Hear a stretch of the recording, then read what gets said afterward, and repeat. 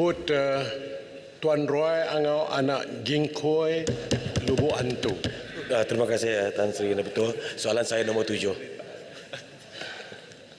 Sila Menteri. Assalamualaikum warahmatullahi wabarakatuh. Terima kasih Tan Sri Yang Dipertua. Terima kasih YB Lubu Antu atas soalan.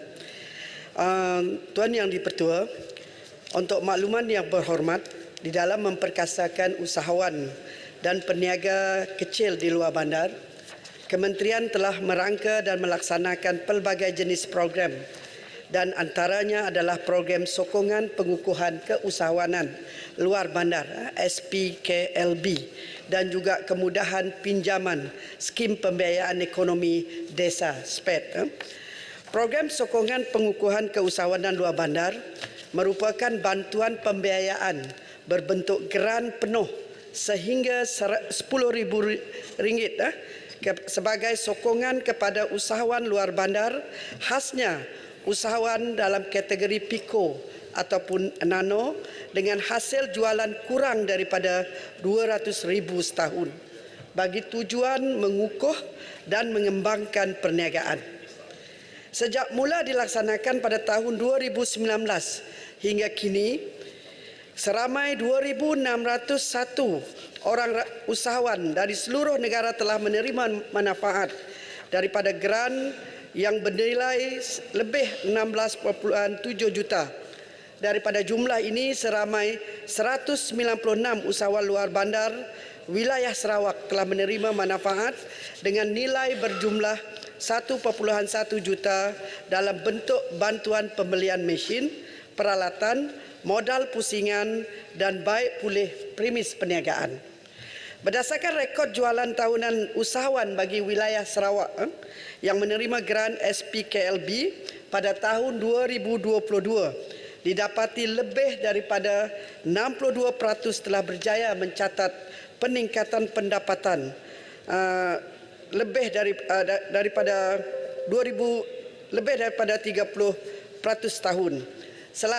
Selaras dengan itu juga, bagi tahun 2024, sebanyak 5 juta telah diperuntukkan bagi membantu sehingga 800 usahawan luar bandar untuk mengukuhkan dan mengembangkan lagi perniagaan sedia ada bagi tujuan pemasaran yang lebih meluas. Manakala bagi skim pembiayaan ekonomi desa SPED merupakan program pembiayaan patuh syariah yang ditawarkan kepada usahawan bumi putra luar bandar berjumlah RM20,000 sehingga RM250,000 dalam sektor pembuatan, perkhidmatan, pertanian dan pelancongan desa bagi tujuan pengembangan perniagaan.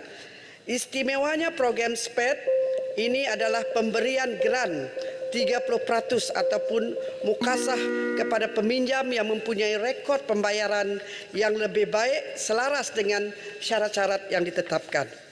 Sejak mula dilaksanakan pada tahun 2021, sebanyak 270 juta telah diperuntukkan kerajaan bagi tujuan dana pusingan, pembiayaan dan seramai 3,812 orang usahawan luar bandar telah menerima manfaat dengan melibatkan pinjaman bernilai 387 juta dalam pelbagai sektor perniagaan.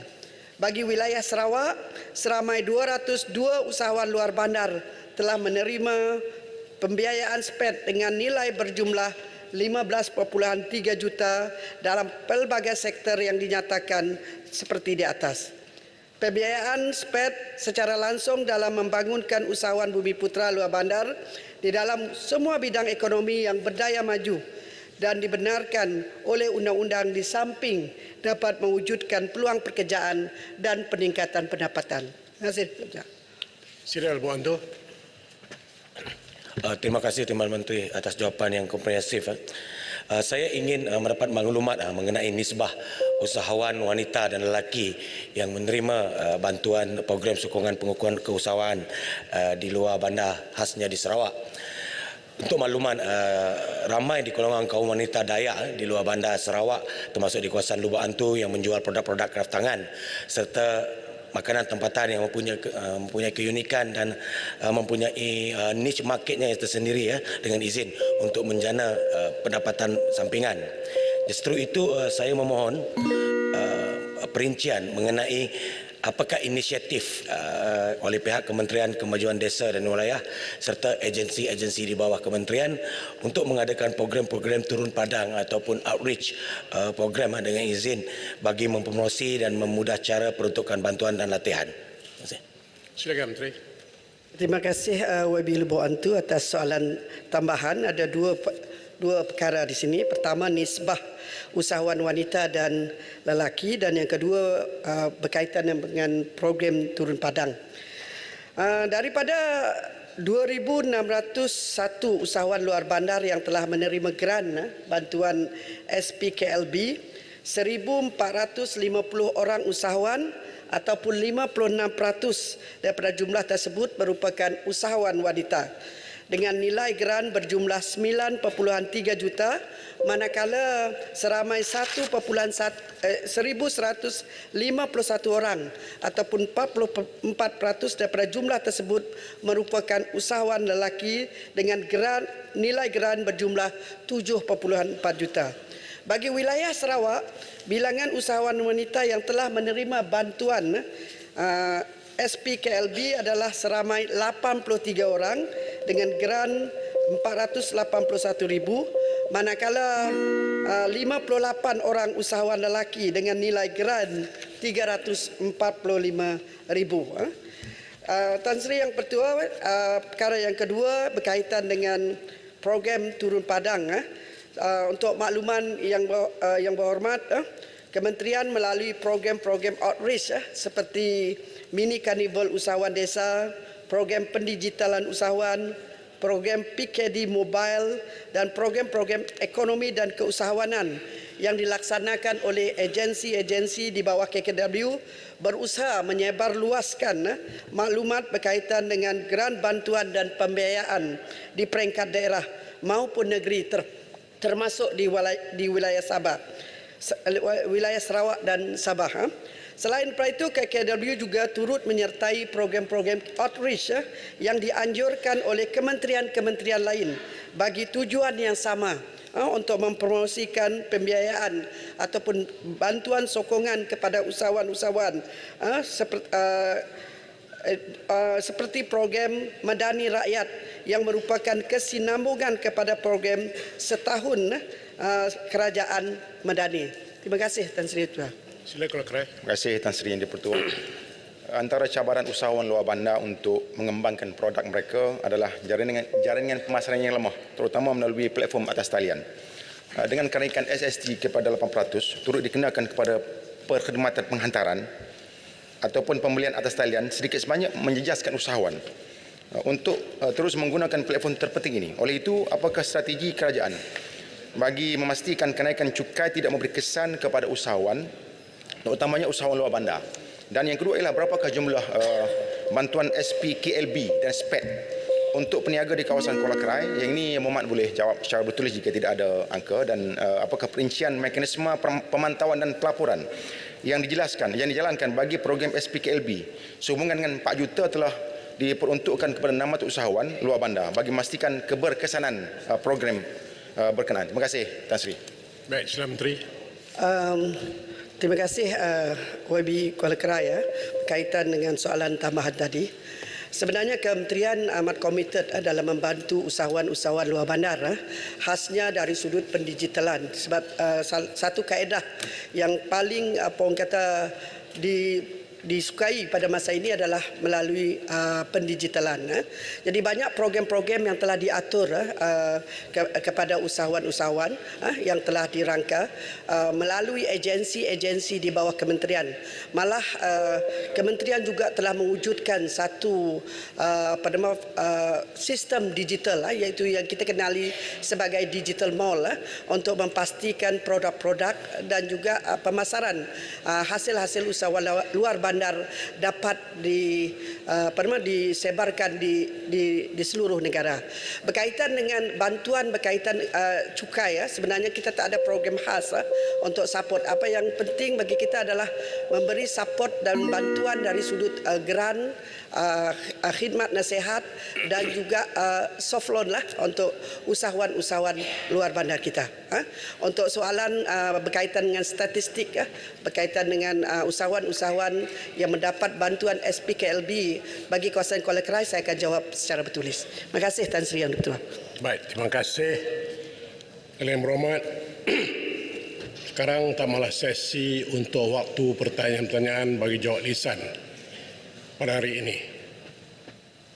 Silakan. Terima kasih Yang Ketua. Mengikut peraturan mesyuarat 12/1, saya mohon mencadangkan bahawa mesyuarat pada hari ini tidak akan ditangguhkan pada jam 1 tengah hari dan akan bersidang secara terus sehingga selesai senarai pembahas yang akan diumumkan, dan selepas itu majlis mesyuarat akan ditangguhkan sehingga jam 10 pagi hari Rabu 6 Mac 2024. Ada yang menyokong? Mr. Speaker, saya mohon menyokong. Baik. Ahli yang berhormat, sekarang saya kemukakan masalah ke majlis untuk diputuskan. Masalahnya ialah usul. Seperti yang kemukakan tadi, hendaklah disetujukan. Ahli yang setuju kata setuju. Yang tidak kata tidak. Lebih suara bersetuju. Usul disetujukan. Aturan urusan mesyuarat dan usul-usul. Yang Muhammad, saya dulu kata apa dulu? 18-1. 18-1. Ya. Ya, Pak. Yang Muhammad, saya yang ni saya tak pasti Yang Muhammad jawab atau tidak. Saya buka kertas-kertas tak jumpa. Iaitu berhubung dengan usul membahaskan tuntutan pengeluaran KWSP secara bersasar kepada pencarum. Jadi Yang Muhammad, saya tak, sebab benda telah dibincang dengan hebat seluruh negara. Semua orang bercakap pasal benda ni. Jadi saya nak minta Yang Muhammad satu sekali lagi dengan rendah diri supaya Yang Muhammad benarkan benda ni dibincang di kamar khas. Sebab bila Yang Muhammad duduk situ, saya comfortable sikit nak bercakap. Saya minta tolong kamar khas. Terima kasih. Baik, insyaAllah saya akan pertimbangkan. Baik, Yang berhormat, aturan seterusnya ialah ada satu usul yang akan dibaca oleh Menteri Kemajuan Desa dan Wilayah. Jadi sebelum saya menjemput Menteri membaca usul ini, saya ingin meminta Yang Berhormat Tasik Gelugu memberi peluang kepada Tasik Gelugu untuk bangun dan menyatakan hasrat supaya bagi saya ini lebih afdal, lebih baik untuk negara.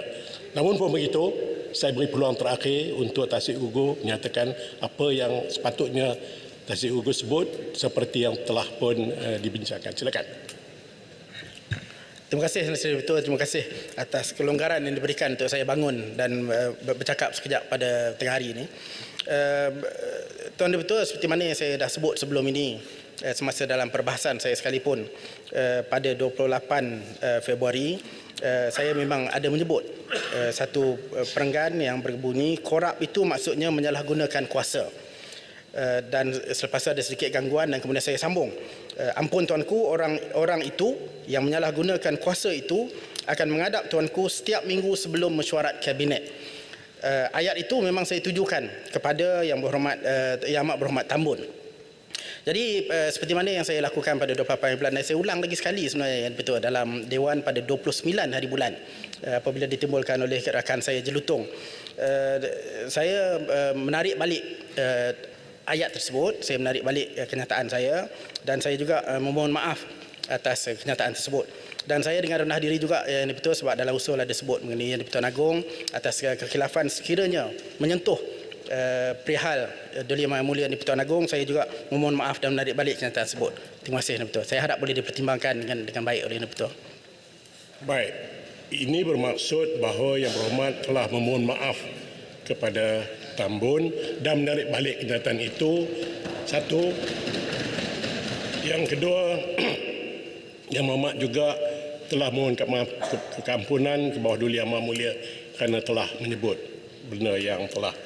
Untuk itu saya terima dan Menteri, saya anggap kita boleh selesaikan masalah ini dan telah permohonan maaf telah dibuat secara terbuka dan saya harap Menteri juga boleh menerima keadaan ini. Silakan Menteri.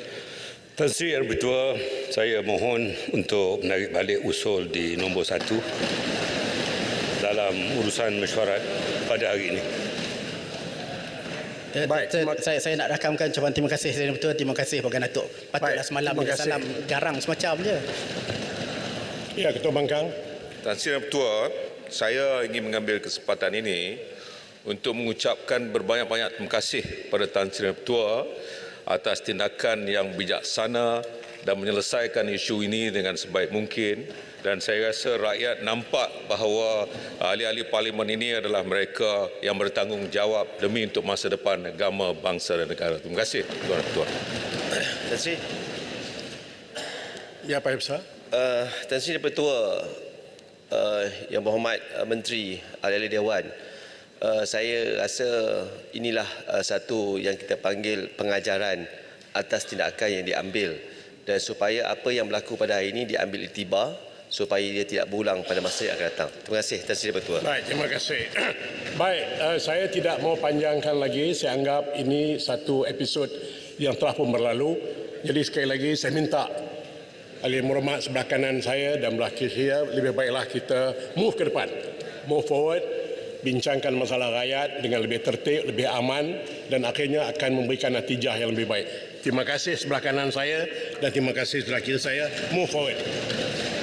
Kita tutup kes ini dan teruskan. Teruskan Setiausaha. Menyambung semula perbahasan ke atas usul menjunjung kasih atas titah diraja ke bawah Duli Yang Maha Mulia Seri Paduka Bangita Yang Minta Agung. Ya. Arau ada bagi? Ya. Kalau seperti yang telah dibawa oleh Ibu Timur. Arau duduk, tak payah panjang-panjang lagi. Sudahlah. Nanti. Arau? Yang Berhormat, saya terima kasih. Tapi kalau boleh sesuatu perkara itu hendaklah ditegur masa itu juga. Jadi senang kita buat cerita. Padahal Lama tak nampak kena batangan. Arau duduklah, itu usul kerajaan. Duduklah Arau. Kena batangan hadir ini. Dah. Baru kita selesai. Arau, seperti yang Arau bangkitkan, peraturan mesyuarat membenarkan. Ya. Membenarkan. Baik, terima kasih. Silakan Setiausaha. Kita baca. Baik. Di hadapan saya, kita ada 29 orang pembahas yang akan menyambung perbahasan titah diraja. Saya akan bacakan, ya, dan masih lagi 12 minit kecuali Paguh dan Keningau. Baik, saya akan bacakan. Selepas ini Port Isen, kemudian Paguh, Betung, Kemaman, Bagan, Maran, Cina Batangan, Gerik, Sandakan, Kuala Kerai, Tampin, Kuala Kangsa, Tebrau, Kubang Pasu, Keningau, Kuantan, Raup, Lebaran, Pengkalan Cepa, Gopeng, Lawas, Parit, Bukit Gelugu, Kota Belud, Padang Terap, Beruas, Keluang, Arau dan Batu. Sekarang saya jemput Port Isen. Silakan. Terima kasih Tan Sri. Bismillahirrahmanirrahim. Assalamualaikum warahmatullahi wabarakatuh. Salam Malaysia Madani. Terima kasih Tan Sri Yang Di-Pertua. Saya mulakan perbahasan usul menjunjung kasih dengan mengucapkan tahniah ke bawah Duli Yang Maha Mulia Seri Paduka Baginda Yang di-Pertuan Agong Sultan Ibrahim Ibni Almarhum Sultan Iskandar di atas pelantikan sebagai Yang di-Pertuan Agong ke-17. Saya mewakili rakyat Port Isen mendoakan ke bawah Duli Tuanku dikurniakan keafiatan dan kekuatan untuk memimpin bumi Malaysia yang bertuah ini. Di kesempatan ini juga saya bersama rakyat Port Isen ingin mengucapkan setinggi-tinggi penghargaan kepada Al-Sultan Abdullah Riwayatuddin Al-Mustafa Billah Shah Ibni Almarhum Sultan Haji Ahmad Shah Al-Musta'in Billah dan Tuanku Aziza Aminah Maimunah Iskandariah binti Almarhum Al-Mutawakkil Allah Sultan Iskandar Al-Hash atas jasa yang tidak terhingga semasa menjalankan tugas sebagai Yang di-Pertuan Agong ke-16 dan Raja Permaisuri Agong. Semoga Allah SWT sentiasa merahmati ke bawah tuanku dan diberikan keafiatan. Datuk Yang di-Pertua Port Dickson akan memulakan perbahasan usul titah diraja dengan menyimpulkan isi kandungan titah tersebut kepada 5 perkara besar yang wajib dijadikan panduan oleh seluruh ahli sidang Dewan Yang Mulia ini. Pertama, titah Tuanku menyeru kepada kita semua selaku ahli parlimen yang memikul beban amanah negara perlu menyedari dan komited terhadap tanggungjawab ini demi membangun rakyat dan negara. Adalah malang jika kita yang dilantik oleh rakyat hanya melihat ini sebagai batu loncatan untuk meraih kesenangan dan tidak memainkan peranan kita yang sebenar sebagai ahli parlimen. Kedua, titah Tuanku juga menyeru kita semua untuk mengutamakan agenda kestabilan politik negara dengan menghormati kerajaan perpaduan yang telah dibentuk sebagai sebuah kerajaan yang sah dengan jumlah majoriti yang sukar digugat. Faktor kestabilan politik negara adalah kunci utama untuk negara ini berdepan dengan situasi ekonomi global yang tidak menentu seperti yang berlaku pada hari ini. Sebagai contoh seperti yang dilaporkan oleh BBC dan AFP, Jepun dan United Kingdom yang selama ini dilihat sebagai gergasi besar ekonomi dunia hari ini telah memasuki fasa pengucupan ekonomi bagi 2 suku berturut-turut bagi tahun 2023. Walau bagaimanapun keadaan ini dilihat sebagai pengucupan secara teknikal, tetapi ia memberi kesan yang besar kepada negara-negara maju untuk memastikan ekonomi negara mereka tidak terus meleset dan akhirnya menyebabkan pelbagai kesan rantaian ekonomi terhadap rakyat mereka. Ketiga, Tuanku turut menegaskan bahawa tugas utama ahli Dewan adalah sebagai penggubal undang-undang dan semua ahli Dewan perlu fokus terhadap pelbagai undang-undang yang perlu disemak semula. Saya difahamkan lebih 140 undang-undang lapuk yang perlu disemak semula bagi memastikan ia dapat dilaksanakan bersesuaian dengan masa dan keadaan semasa. Mana mungkin penggubal undang-undang hanya datang ke Parlimen dengan hanya memekik-mekik atau memaki-maki ahli Dewan yang lain. Ia amat memalukan kita yang berstatus ahli Dewan Rakyat yang sepatutnya menjadi contoh di kalangan rakyat dan dunia luar. Saya ingin sentuh sedikit polemik perlembagaan negara yang berlaku pasca kemerdekaan Malaysia. Sebagai salah seorang penggubal dasar negara, saya menolak jika ada di kalangan ahli Dewan yang cuba menjadi jago suci dengan mendakwa perlembagaan negara ini adalah bayangan penjajah British yang menipu umat Islam dengan tidak sekali-kali mahu memberikan kuasa kepada Islam. Apakah kita lupa bahawa Malayan Union dibubarkan selepas British akur kepada penentangan orang Melayu? Dalam tempoh 10 tahun sebelum tanah Melayu merdeka, kita dapat lihat dalam catatan sejarah bahawa Perlembagaan Persekutuan Tanah Melayu telah melalui pelbagai siri penambahbaikan mengikut acuan leluhur bangsa Melayu Islam yang dikepalai oleh Raja-Raja Melayu ketika itu. Jasa besar Raja-Raja Melayu yang wajib kita pertahankan hari ini adalah kerana dengan kuasa muafakat Raja-Raja Melayu, 3 isu utama yang berkait dengan hak Melayu Islam dapat dikekalkan hingga hari ini, iaitu kedudukan keistimewaan orang Melayu, bahasa Melayu sebagai bahasa kebangsaan dan kedudukan Islam sebagai agama resmi persekutuan. Kita juga tidak lupa jasa besar Hakim Abdul Hamid, salah seorang ahli Suruhanjaya RIT yang berasal dari Pakistan, yang telah menyediakan nota tersendiri yang berasingan dari ahli-ahli Suruhanjaya yang lain dan telah berjaya meletakkan kedudukan Islam sebagai agama bagi persekutuan Tanah Melayu. Maka seperti mana isu pertikaian perlembagaan yang berlaku baru-baru ini ditambah dengan teguran Duli Yang Maha Mulia Sultan Selangor ke atas salah seorang ahli Dewan Rakyat, saya menyeru kepada seluruh rakyat Malaysia agar kita kembali kepada perkara asas dalam perlembagaan dan menolak segala doktrin salah yang telah tersebar sejak tahun 1980-an. Saya begitu hairan bagaimana seorang yang telah menjadi ahli Dewan Rakyat lebih 4 penggal tetapi masih tidak. Mohon mencelah.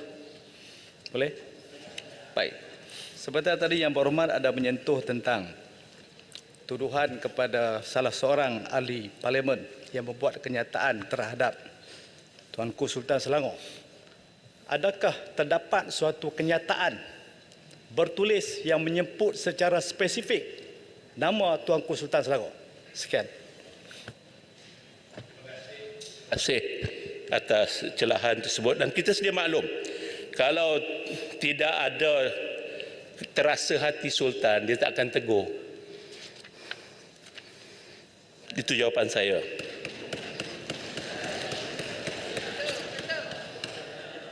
Sedangkan ketika kita mengangkat sumpah sebagai ahli Dewan Rakyat, melafazkan janji taat setia kepada negara dan mempertahankan perlembagaan negara, janganlah kita seperti yang disebut oleh peribahasa, beriak tanda tak dalam, bergoncang tanda tak penuh.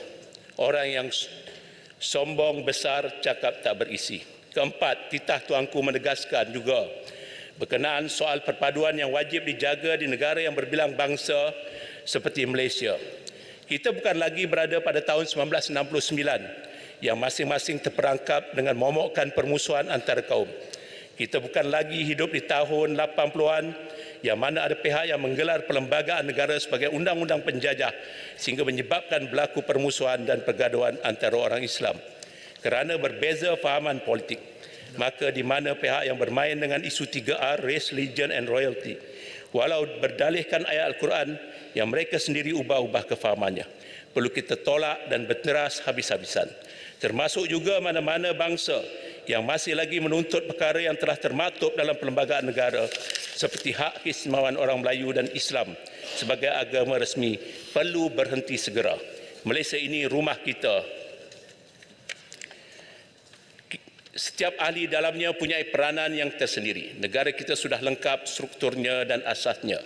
Kuncinya semua pihak wajib memainkan peranan dan merasakan tanggungjawab menjaga keharmonian dan keamanan negara ini seperti wajib menjaga sensitiviti kepelbagaian kaum di negara ini. Dan seterusnya, Malaysia akan terus kekal di bawah payung perpaduan. Kelima, titah tuanku menyentuh soal prestasi ekonomi Malaysia di bawah kepimpinan Yang Amat Berhormat Tambun. Walaupun terdapat beberapa isu yang terpaksa dihadapi oleh Yang Amat Berhormat Tambun sejak hari pertama mengambil alih kerajaan, saya mendapati keprihatinan tuanku terhadap usaha-usaha yang telah dilakukan oleh beliau sedang beliau berada pada landasan yang tepat. Dengan adanya kerangka ekonomi madani serta pengenalan pelan hala 7 peralihan tenaga dan pelan induk perindustrian baru 2030 adalah langkah awal yang dilakukan oleh kerajaan perpaduan bagi memastikan negara ini mempunyai dasar yang diyakini oleh pelabur-pelabur luar dan seterusnya dapat merancangkan ekonomi negara kita. Tahniah saya ucapkan kepada Yang Amat Bodison sebentar kerana ada berkaitan peraturan dibangkitkan oleh Yang Berhormat Pendang. Peraturan Dewan 367. Tadi saya dapat mengesan Yang Berhormat daripada Port Dickson telah menyebut Sultan Selangor. Kita tengok 367, nama Seri Paduka Baginda Yang di-Pertuan Agong atau nama Raja-Raja Melayu atau tuan-tuan yang terutama yang di-Pertua negeri tidak boleh digunakan bagi mempengaruhi majlis mesyuarat. Tadi disebut Sultan Selangor. Okey, sudah. Ya, sudah. Sebab tak boleh. Yang Berhormat Pendang saya bawa ketua. Yang Ketua, Yang Ketua. Perkara yang sama, Yang Ketua. Baik. Saya tambah 36.8. 7 dan 8. Itu saja. Baik, kalau kita lihat kepada insipati kepada peraturan 367, ia menyatakan nama Seri Paduka Baginda Yang di-Pertuan Agong. Seri Paduka Baginda Yang di-Pertuan Agong atau nama Raja-Raja Melayu. Okey. Kod 2 itu saja, yang lain itu tidak terlibat dia. Kalau kita lihat daripada perspektif bahasa, kepahaman, nombor 1 saya nilaikan ia tidak menyebut nama spesifik. Okey, 1. 2, ungkapan Yang Berhormat Port Dickson adalah ulasan daripada perkara yang disebut. Tidak ada mengena dengan badan atau spesifik orang yang dimaksudkan. Dengan itu, sebentar saya membenarkan apa yang dinyatakan oleh Port Dickson. Baik, kepada peraturan 368 pula, spesifik di sini adalah kelakuan. Ia tidak menyentuh langsung kepada kelakuan istana. Jadi teruskan Yang Berhormat Port Dickson, saya tambah waktu yang Terima kasih Tan Sri Yang Bertua. Tadi sebab tidak ada kaitan dengan yang dikaitkan dengan yang disebut tu, tak sebut Sultan Selangor pun. Duduklah Pendang. Tapi disebut oleh Penang duduklah, penang. Biar politician habiskan ucapan dia. Yang Berhormat Penang duduklah, penang duduk. Yang Berhormat Ulu Langat. Penang tu. Speaker penang tu bagi duduklah. Yang Berhormat Ulu Langat duduk. Ya, ini tak ada kaitan dengan apa yang berkait dengan Yang Berhormat Ulu Langat ni. Saya tengah berurusan dengan Penang. Ya. Yang dia hina tu Sultan Selangor, Sultan saya. Yang Berhormat duduk. Tak timbul soal hina. Tak ada kaitan Yang Berhormat. Ini dalam urusan saya dengan Pendang. Okey, baik Yang Berhormat Pendang. Terima kasih Datuk Yang Dipertua sebab dia yang dikaitkan oleh Podison menyebut kata dia sebut tadi Selangor kita dengar. Tapi yang dikait tu tak ada satu perkataan yang disebut mana-mana sultan. Jadi kita minta tarik baliklah senang sebab kedua-dua ni agak general statement. Cuma khusus disebut oleh Yang Berhormat Podison Sultan Selangor tak boleh.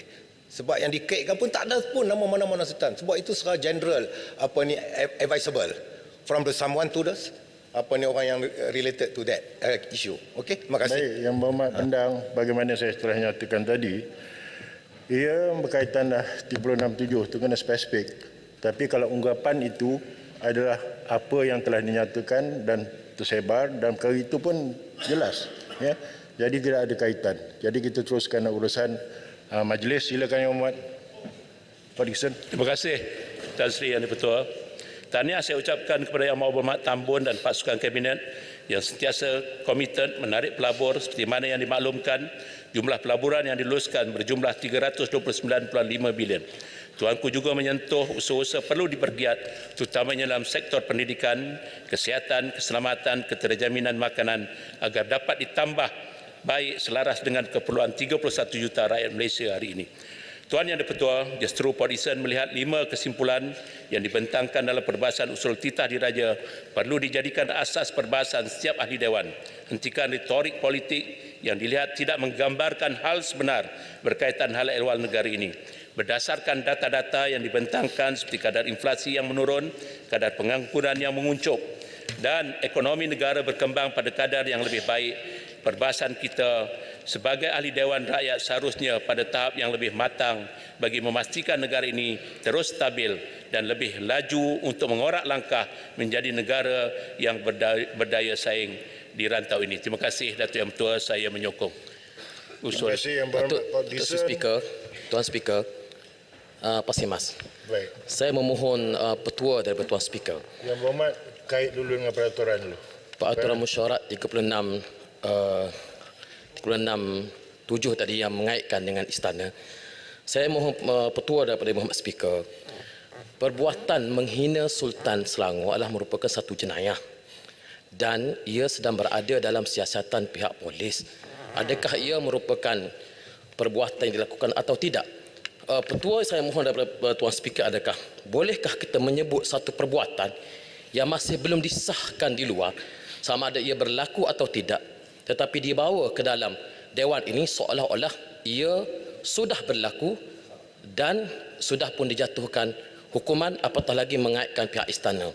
Pertanyaan saya sebagai petua daripada Datuk Speaker, boleh atau tidak jika pihak perkara itu masih dalam siasatan?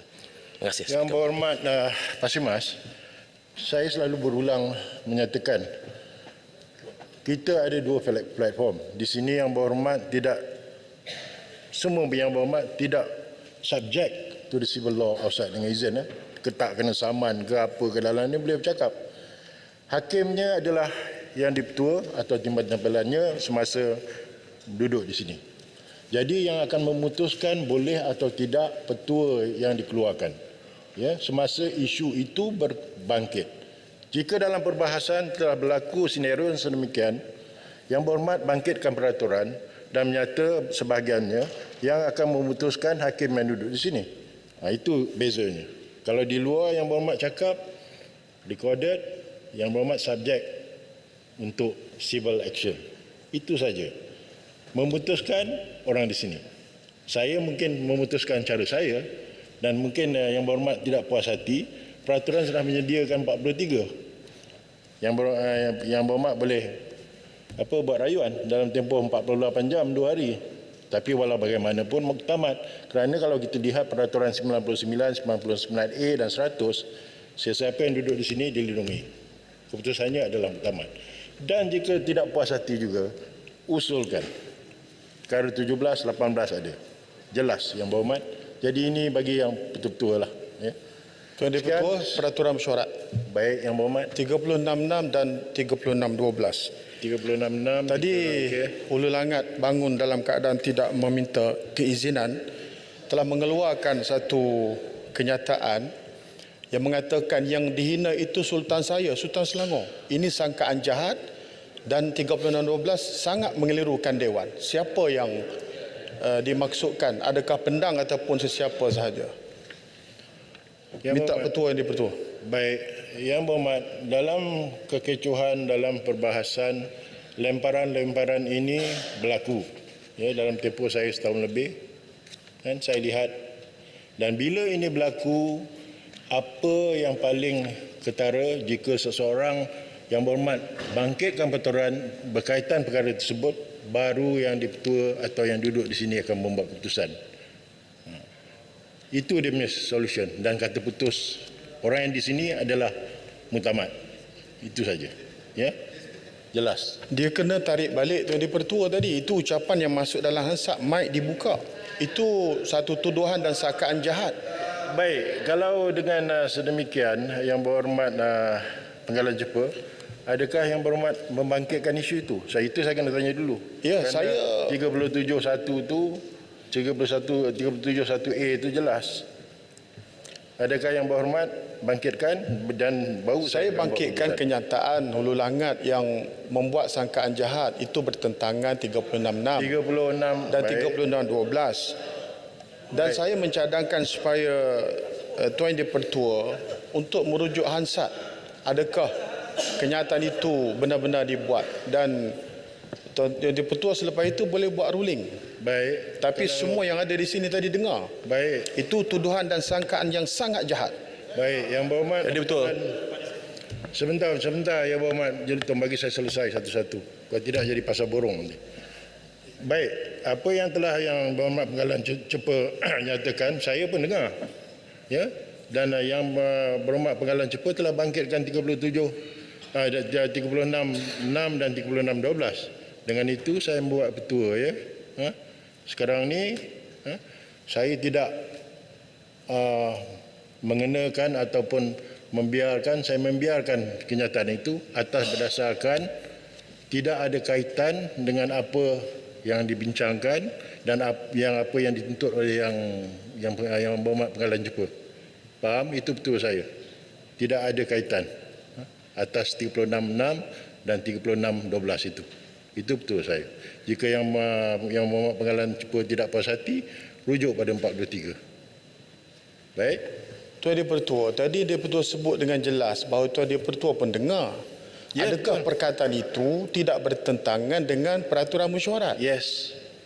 Bagi saya telah membuat keputusan betul, tidak bertentangan dengan 36.6. Satu tuduhan yang mengatakan penghinaan kepada Sultan Selangor, kepada Yang Berhormat Pendang. Faham. Itu tidak menjadi satu kesalahan? Tidak. Bagi saya yang memutuskan. Jadi saya mengambil kira apa yang telah dinyatakan oleh Yang Berhormat Hulu Langat tidak melanggar 36.6 atau 36.12. Remedinya 43 sebagaimana yang saya nyatakan. 18-17. Kita habis di situ. Saya tidak bersetuju dengan ruling yang Di-Pertua. Saya akan bawa usul. Baik. 43 ada tu jelas dalam tempoh 48 jam. Yang Berhormat sila buat usul, speaker akan putuskan. Baik. Tan Sri, Datuk Seri Speaker, kita tengok 36.6 tadi juga.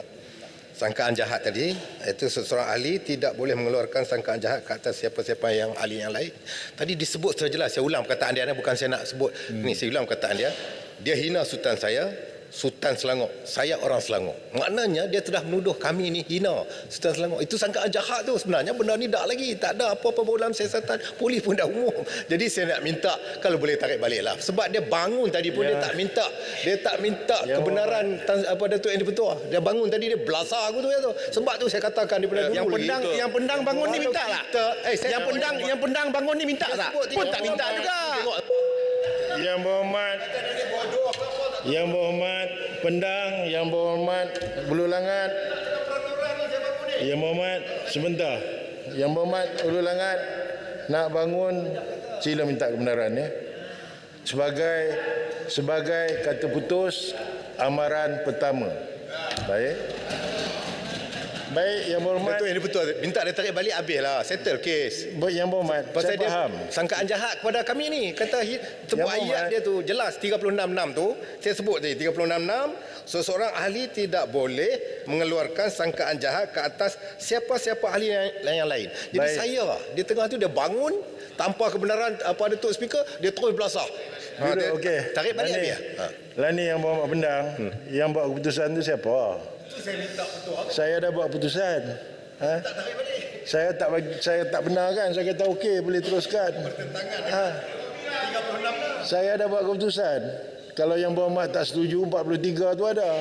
Baik, saya nak teruskan dengan perbahasan ini. Saya nak invoke 37 dalam bracket 2. Baik, saya tidak mahu buang masa lagi. Okey, Yang berhormat Jelutong.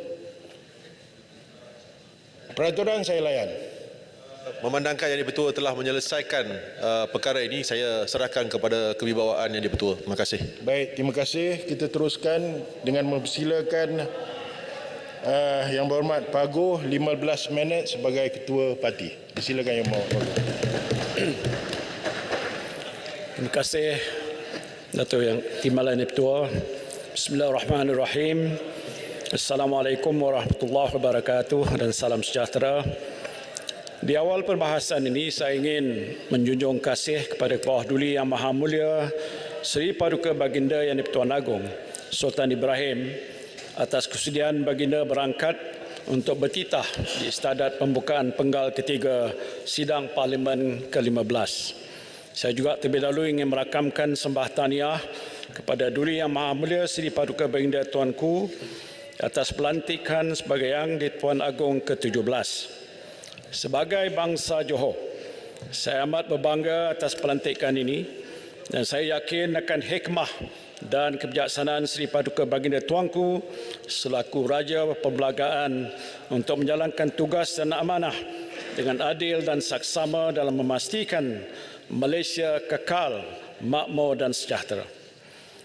Saya juga ingin merafak sembah tahniah kepada Bawah Duli Yang Maha Mulia Seri Paduka Baginda Raja Permaisuri Agong Zahri Sofiad dan saya mewakili seluruh barisan kepimpinan dan ahli Parlimen Perikatan Nasional mendoakan agar Allah Subhanahu Wa Taala sentiasa merahmati baginda berdua. Tuan Sri Yang di-Pertua, sekarang ini rakyat sedang berdepan dengan situasi ekonomi yang amat mencabar dan masalah kos sara hidup yang semakin meruncing. Setelah setahun 5 bulan kerajaan Madani mentadbirkan negara, kita lihat banyak data-data ekonomi bukan semakin bertambah baik tapi semakin merudum. Misalnya kejatuhan nilai ringgit yang telah banyak diperkatakan oleh ahli Dewan Yang Mulia ini sebelum ini. Soalnya, mengapa nilai ringgit kita semakin merudum? Ya, saya tidak nafikan antara sebabnya ialah tindakan Rizab Persekutuan Amerika Syarikat menaikkan kadar faedahnya. Jadi nilai ringgit jatuh berbanding dolar RM4.80 ke 1 US dollar. Ini disebutkan yang paling rendah dalam tempoh lebih 26 tahun. Tetapi nilai ringgit jatuh bukan saja berbanding dolar Amerika Syarikat. Sejak bulan Julai 2023, nilai ringgit menyusut 4.6% berbanding Thailand, 3.73% berbanding Vietnam, 3.37% berbanding Indonesia dan 2.26% berbanding Filipina. Selain itu, Bank Negara Malaysia melaporkan reserve negara kita pada bulan Januari 2024 adalah sekitar 114.8 bilion ringgit. Jumlah ini mencukupi untuk menampung import kurang 3.6 bulan. Pada masa yang sama, kos import negara kita semakin meningkat disebabkan nilai ringgit yang menyusut. Lebih memburukkan keadaan, data juga menunjukkan jumlah deposit mata wang asing di negara kita semakin meningkat. Sehingga bulan Julai 2023, deposit mata wang asing dalam sistem perbankan di negara kita berjumlah 250 bilion ringgit, iaitu tertinggi dalam sejarah. Pada waktu wabak COVID-19 pun jumlahnya hanya sekitar 150 bilion ringgit. Apa maknanya ini? Maknanya rakyat Malaysia sendiri pun tidak yakin kepada ringgit Malaysia. Mereka tidak mahu simpan ringgit kerana bimbang nilainya akan terus menurun. Jadi mereka memilih untuk menyimpan dalam mata wang asing. Persoalannya, Tuan Ketua, ialah kenapa mereka tidak yakin? Bukankah kerajaan telah memberikan jaminan bahawa nilai ringgit akan mengukuh? Kalau tanya saya, jawapannya senang saja. Dan ini telah pun disahkan oleh ramai pakar-pakar ekonomi, ialah kerana rakyat tak yakin dengan kepimpinan Perdana Menteri. Rakyat tak yakin dengan pimpinan kerajaan untuk menguruskan ekonomi negara ini dengan baik. Saya tengok Datuk Yang Ketua dalam media sosial, ramai netizen yang ulang tayang video Yang Amat Berhormat Tambun ketika dia jadi pembangkang. Dia kata, hang tak reti jaga negeri. Sekarang rakyat cakap balik kepada Tambun, hang yang tak reti jaga negeri. Dan Datuk Yang Ketua, ini soal ringgit. Kita tahu bahawa negara kita mengimport banyak barangan daripada luar negara, termasuk bahan-bahan makanan, dan apabila nilai ringgit jatuh, kos barang yang kita import juga menjadi semakin mahal. Minta jalan. Saya nak tanya. Saya banyak lagi, Datuk habis. Satu saja. Nanti satu dulu, saja. nanti biar saya habis. Satu saja. Bagi tak? Belum habis. Saya banyak tak habis masa. Bagi tak? Bagi tak? Itu soal nilai ringgit. Okey, dapat. Kita tahu bahawa negara kita mengimport banyak barangan daripada luar negara, termasuklah bahan-bahan makanan. Dan apabila nilai ringgit jatuh, kos barang-barang yang kita import juga menjadi semakin mahal. Kerana itu rakyat mengeluh harga barangan keperluan harian semakin mahal. Beras mahal, bawang mahal, daging mahal, tepung mahal. Hampir semuanya mahal. Apabila rakyat mengadu harga barang mahal, ada menteri yang kata kita bukan beli barang guna US dollar. Ini menteri yang tak faham ekonomi mungkin, Datuk Ketua. Dia tak faham bila nilai ringgit ini jatuh, barang-barang yang kita import akan menjadi lebih mahal. Ini yang dikatakan ialah imported inflation. Kerana itu, inflasi keseluruhan secara bulanan terus menunjukkan kenaikan. Saya tak payah sebut, ini dah pun diulang selalu oleh rakan-rakan saya dalam dewan ini. Dalam keadaan rakyat berhadapan dengan masalah kenaikan harga barang dan peningkatan kos sara hidup, mereka juga berdepan dengan kenaikan cukai SST 8%, termasuk bagi penggunaan elektrik melebihi 600 kW. Dan selain itu, cukai SST 6% juga dikenakan terhadap perkhidmatan logistik seperti perkhidmatan penggudangan, penghantaran freight, perkhidmatan pelabuhan, perkapalan, penerbangan dan lain-lain yang berkaitan dengan rataian bekalan. Dan saya pasti pengenaan cukai SST 6% untuk perkhidmatan logistik ini akan menyebabkan kenaikan kos operasi perniagaan yang tentu sekali akan menyebabkan kenaikan harga barang. Jadi nasib rakyat negara kita ialah sudah jatuh ditimpa tangga. Sudahlah barang agak mahal harganya, kadar cukai yang dinaikkan yang pasti menyebabkan kos barangan dan perkhidmatan menjadi semakin mahal lagi. Dan pada masa yang sama, ada dikatakan pencen penjawab awam pun nak dihapuskan, perbelanjaan kesihatan dipotong dan subsidi ditarik balik. kerajaan nampaknya tidak mengambil kira secara holistik bebanan yang ditanggung oleh rakyat dengan keputusan untuk menaikkan kadar cukai dan lain-lain kenaikan. Seolah semuanya dilonggok ke atas rakyat tanpa ada strategi jaringan keselamatan sosial yang menyeluruh ataupun dasar jaringan keselamatan sosial yang menyeluruh. Semalam saya baca kenyataan seorang timbalan menteri yang mengingatkan peniaga yang perniagaannya tidak terbabit dengan kenaikan cukai SST supaya tidak menaikkan harga. Dia sebut antaranya ialah peniaga makanan. Ramai juga bumi putera yang berniaga. Ya, betul sektor makanan dan juga minuman tidak terbabit dengan kenaikan cukai SST kepada 8%. Tetapi katakanlah peniaga itulah peniaga jual nasi campur. Dengan cukai SST 6% dikenakan untuk penghematan logistik, kos pengangkutan bagi daging, ayam, ikan, sayur dan lain-lain lagi pastinya juga akan meningkat. Dan kalau kos barang ini meningkat, takkanlah Datuk Yang Ketua peniaga nasi campur nak jual nasi dengan harga yang sama seperti sebelum ini. Jadi secara logiknya pastilah mungkin jual dengan harga yang lebih tinggi lagi. Jadi adakah kerajaan pada hari ini faham kesan kenaikan cukai ini terhadap keseluruhan rantaian bekalan yang akhirnya menyebabkan hampir semua barang naik dan kesannya ditanggung oleh rakyat jelata? Ini belum masuk lagi cadangan rasionalisasi subsidi petrol dan diesel yang dikatakan akan dilaksanakan juga pada tahun ini. Kalau dilaksanakan, saya 100% yakin bahawa semua barang perkhidmatan akan naik harga dan kita akan lihat lebih ramai lagi rakyat akan sengsara sampai ada yang nak membunuh diri pun ada, Datuk Yang Ketua. Dan oleh sebab itu saya minta kerajaan supaya kaji dengan lebih teliti rancangan rasionalisasi subsidi petrol dan diesel ini.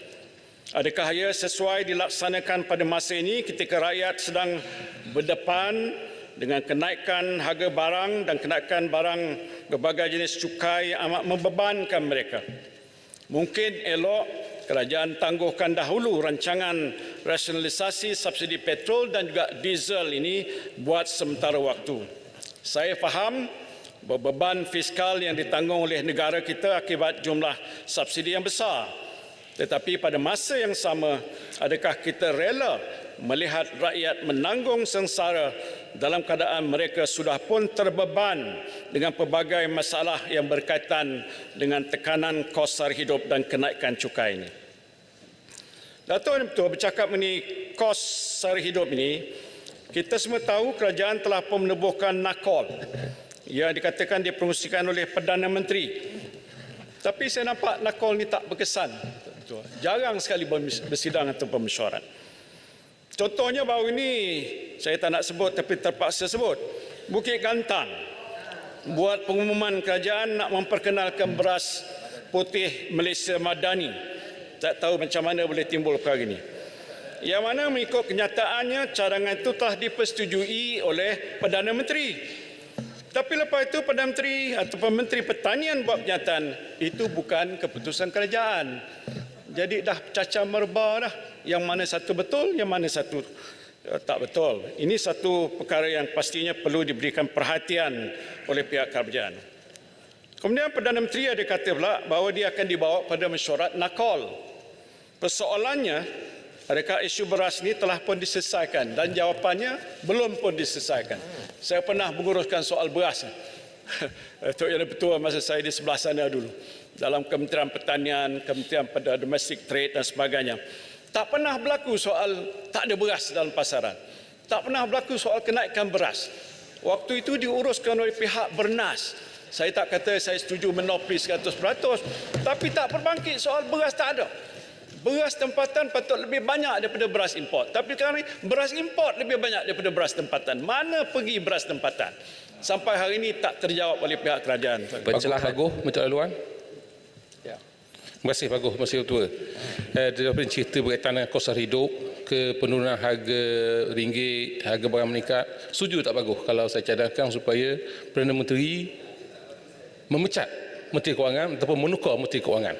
Terima kasih betul. Setuju 100%. Tapi saya jangka tak akan berlaku, Datuk Yang Dipertua. Realistiknya begitu. Jadi oleh sebab itu, Datuk Yang Dipertua, saya minta supaya Perdana Menteri, Pengerusi Nakol dan juga menteri-menteri yang terbabit dalam pengurusan soal kos sara hidup ni seriuslah. Waktu kita menguruskan COVID, bukan saya nak membanggakan diri, kita bersidang setiap hari kerana isu masalah krisis. Siang malam, Datuk Ketua. Tak boleh secara fiskal, tapi kita buat secara Google, video conferencing dan sebagainya. Pago minta laluan, Pago. Tapi kenapa soal seperti ini tak boleh diselesaikan dalam keadaan waktu mana tidak ada krisis? Berani bagi ya, Pago? Minta maaf, saya tak bagi masa. Duduk. Jadi, Datuk Yang Ketua, kebimbangan utama Perikatan Nasional ialah situasi ekonomi negara yang kian meruncing dan masalah kos sara hidup rakyat yang berlarutan. Dan jika keadaan ini berterusan, ekonomi negara kita sukar untuk dipulihkan dan akhirnya sekarangnya pun sudah berlaku yang menderita ialah rakyat jelata. Yang Amat Berhormat Tan Mun ketika jadi pembangkang dulu juga pandai berjanji macam-macam. Saya tak payah sebutlah janji itu janji ini, tapi nampak satu pun tidak ditunaikan. Dan saya berharap agar Yang Amat Berhormat Tan Mun dengan izin walk the talk. Ingatlah janji-janji yang ditabur kepada rakyat dahulu, jangan berbohong kepada rakyat, buruk akibatnya. Ingatlah sabda Rasulullah SAW dalam sebuah hadis yang diriwayatkan oleh Imam Al-Bukhari dan Muslim, mafhumnya tanda-tanda orang munafik itu ada 3, iaitu apabila dia berbicara dia dusta, apabila dia berjanji tidak ditepati, dan apabila diberi amanah dia khianati. Jadi sebab itu janganlah kita bersikap munafik dalam diri kita, na'udzubillah min zalik. Datuk Yang Dipertua, saya dengan ini menyokong usul ini. Terima kasih. Seterusnya saya mempersilakan Yang Berhormat Betung 12 minit. Terima kasih Datuk Yang Dipertua di atas peluang untuk Betung sama-sama mengambil bahagian dalam perbahasan titah diraja kali ini. Menjunjung kasih dan setinggi-tinggi penghargaan dan merafak sembah tahniah kepada Seri Paduka Baginda Yang di-Pertuan Agong Sultan Ibrahim Ibni Almarhum Sultan Iskandar yang telah dilantik sebagai Yang di-Pertuan Agong ke-17 dan menyampaikan titahnya yang syarat dengan peringatan bagi memastikan nasib rakyat kebanyakannya adalah terbela dan diberikan hak yang saksama. Menjunjung kasih dan setinggi-tinggi penghargaan kepada Kebawah Duli Yang Maha Mulia Sultan Pahang dan Tengku Wampuan Pahang yang telah menaungi negara dan rakyat jelata selama 5 tahun yang lalu dengan adil dan bijaksana. Datuk Yang Dipertua mewakili kawasan luar bandar di mana aktiviti utama ialah pertanian dan tanaman komoditi, maka dalam perbahasan kali ini Betung ingin menyentuh isu kos sara hidup, pertanian dan pengeluaran makanan. Kos sara hidup. Pertama sekali, Betung ingin menyentuh titah ucapan Yang di-Pertuan Agong akan harapannya supaya semua ahli Dewan menumpukan usaha untuk membela nasib hidup seluruh rakyat Malaysia. Tidak dapat dinafikan pada ketika ini negara telah mencatatkan prestasi yang memberansangkan di mana jumlah pelaburan diluluskan bagi tahun 2023 adalah sebanyak 392.5 bilion ringgit dan berpotensi mewujudkan lebih 127,000 peluang pekerjaan baru. Walau bagaimanapun, perlu dilihat bahawa rata-rata rakyat sekarang mengeluh mengenai peningkatan kos sara hidup yang agak menekan dan membataskan kehidupan. Oleh itu, peluang sama rata perlu diwujudkan oleh kerajaan dan bukan hanya memberi tumpuan khusus kepada bandar-bandar besar sahaja. Ini kerana rakyat di kawasan-kawasan lain termasuklah di Betung turut terkesan dengan peningkatan kos sara hidup. Dalam hal ini adalah dicadangkan agar kerajaan merangka lebih banyak inisiatif dan program untuk meringankan beban rakyat. Betul mengharapkan sangat program-program utama merentasi pelbagai kementerian, strategi dan bantuan yang terkait dengan kos sara hidup rakyat. Oleh itu, rakyat amat-amat mengharapkan agar inisiatif-inisiatif yang dilaksanakan melalui peruntukan tersebut digunakan sebaik-baiknya. Menjunjung titah Seri Paduka Baginda Yang di-Pertuan Agong yang menekankan bahawa jentera kerajaan mestilah meningkatkan kecekapan dan prinsip kerja berintegriti dan elakkan red tape. Sudah tentu dengan kecekapan proses kerja dan tabir urus yang baik, segala inisiatif-inisiatif bagi menangani isu berkaitan kos sara hidup dapat berjalan dengan lancar dan mencapai tujuan yang diharapkan. Datuk Yang di-Pertua Pertanian dan Industri Pengeluaran Makanan. Industri pengeluaran makanan merupakan penyumbang utama kepada ekonomi negara dan mempunyai permintaan yang tinggi dan berterusan. Ianya dikira perkara strategik kerana yang melibatkan keselamatan atau survival bagi penduduk dan negara. Potensi perniagaan dan pelaburan dalam industri makanan di negara ini masih luas kerana kita masih bergantung pada dunia luar dalam mendapatkan sumber makanan. Oleh itu, soalannya bagaimanakah dan apakah strategi kerajaan bagi menjadikan Malaysia mampu mengeluarkan sumber makanan dan mengurangkan kebergantungan kepada sumber luar. Maka sokongan berterusan kepada petani tempatan termasuk penyediaan latihan dan kemudahan infrastruktur pertanian yang moden berteknologi tinggi amatlah diperlukan. Tidak dinafikan pemberian subsidi merupakan satu bentuk bantuan yang amat membantu dalam meringankan beban rakyat dan merupakan instrumen kerajaan yang penting untuk mencapai objektif dasar ekonomi politik dan sosial. Namun begitu, pemberian subsidi dan galakan cukai serta insentif-insentif lain tidak banyak membantu dari segi peningkatan output pertanian. Ini jelas melalui data-data terkini di mana imbangan perdagangan ataupun balance of trade dengan izin dalam perdagangan sektor pertanian bagi bahan makanan. Walaupun nilai ekspor meningkat, jumlah import juga semakin meningkat dan imbangan perdagangan menunjukkan jurang yang semakin membesar dan membimbangkan. Sebagai contoh, bagi sektor pertanian bagi bahan makanan, pada tahun 2019, ekspor berjumlah 34 bilion ringgit, manakala import berjumlah 51 bilion ringgit dengan imbangan perdagangan sebanyak 17 bilion ringgit. Dan ianya meningkat pada tahun 2020 kepada 22 bilion ringgit, 25 bilion ringgit pada tahun 2021 dan 31 bilion ringgit pada tahun 2022. Imbangan perdagangan bagi buah-buahan dan sayur-sayuran juga menunjukkan tren yang sama. Oleh itu, betul mencadangkan agar kerajaan mengkaji semula pemberian subsidi insentif dan mentransformasikan kaedah pertanian dalam usaha meningkatkan pengeluaran serta mengurangkan kebergantungan kepada import. Betul juga mencadangkan kerajaan untuk meningkatkan pelaburan ke arah penggunaan teknologi dan pada masa sama insentif-insentif lain boleh dilaksanakan penjajaran semula secara berperingkat untuk perbelanjaan pembangunan yang lain. Di Belanda umpamanya dan di beberapa negara lain, teknologi blockchain digunakan secara meluas untuk memudahkan pengesanan dan memastikan ketelusan dalam rantaian bekalan makanan dan memastikan keselamatan makanan kepada pengguna.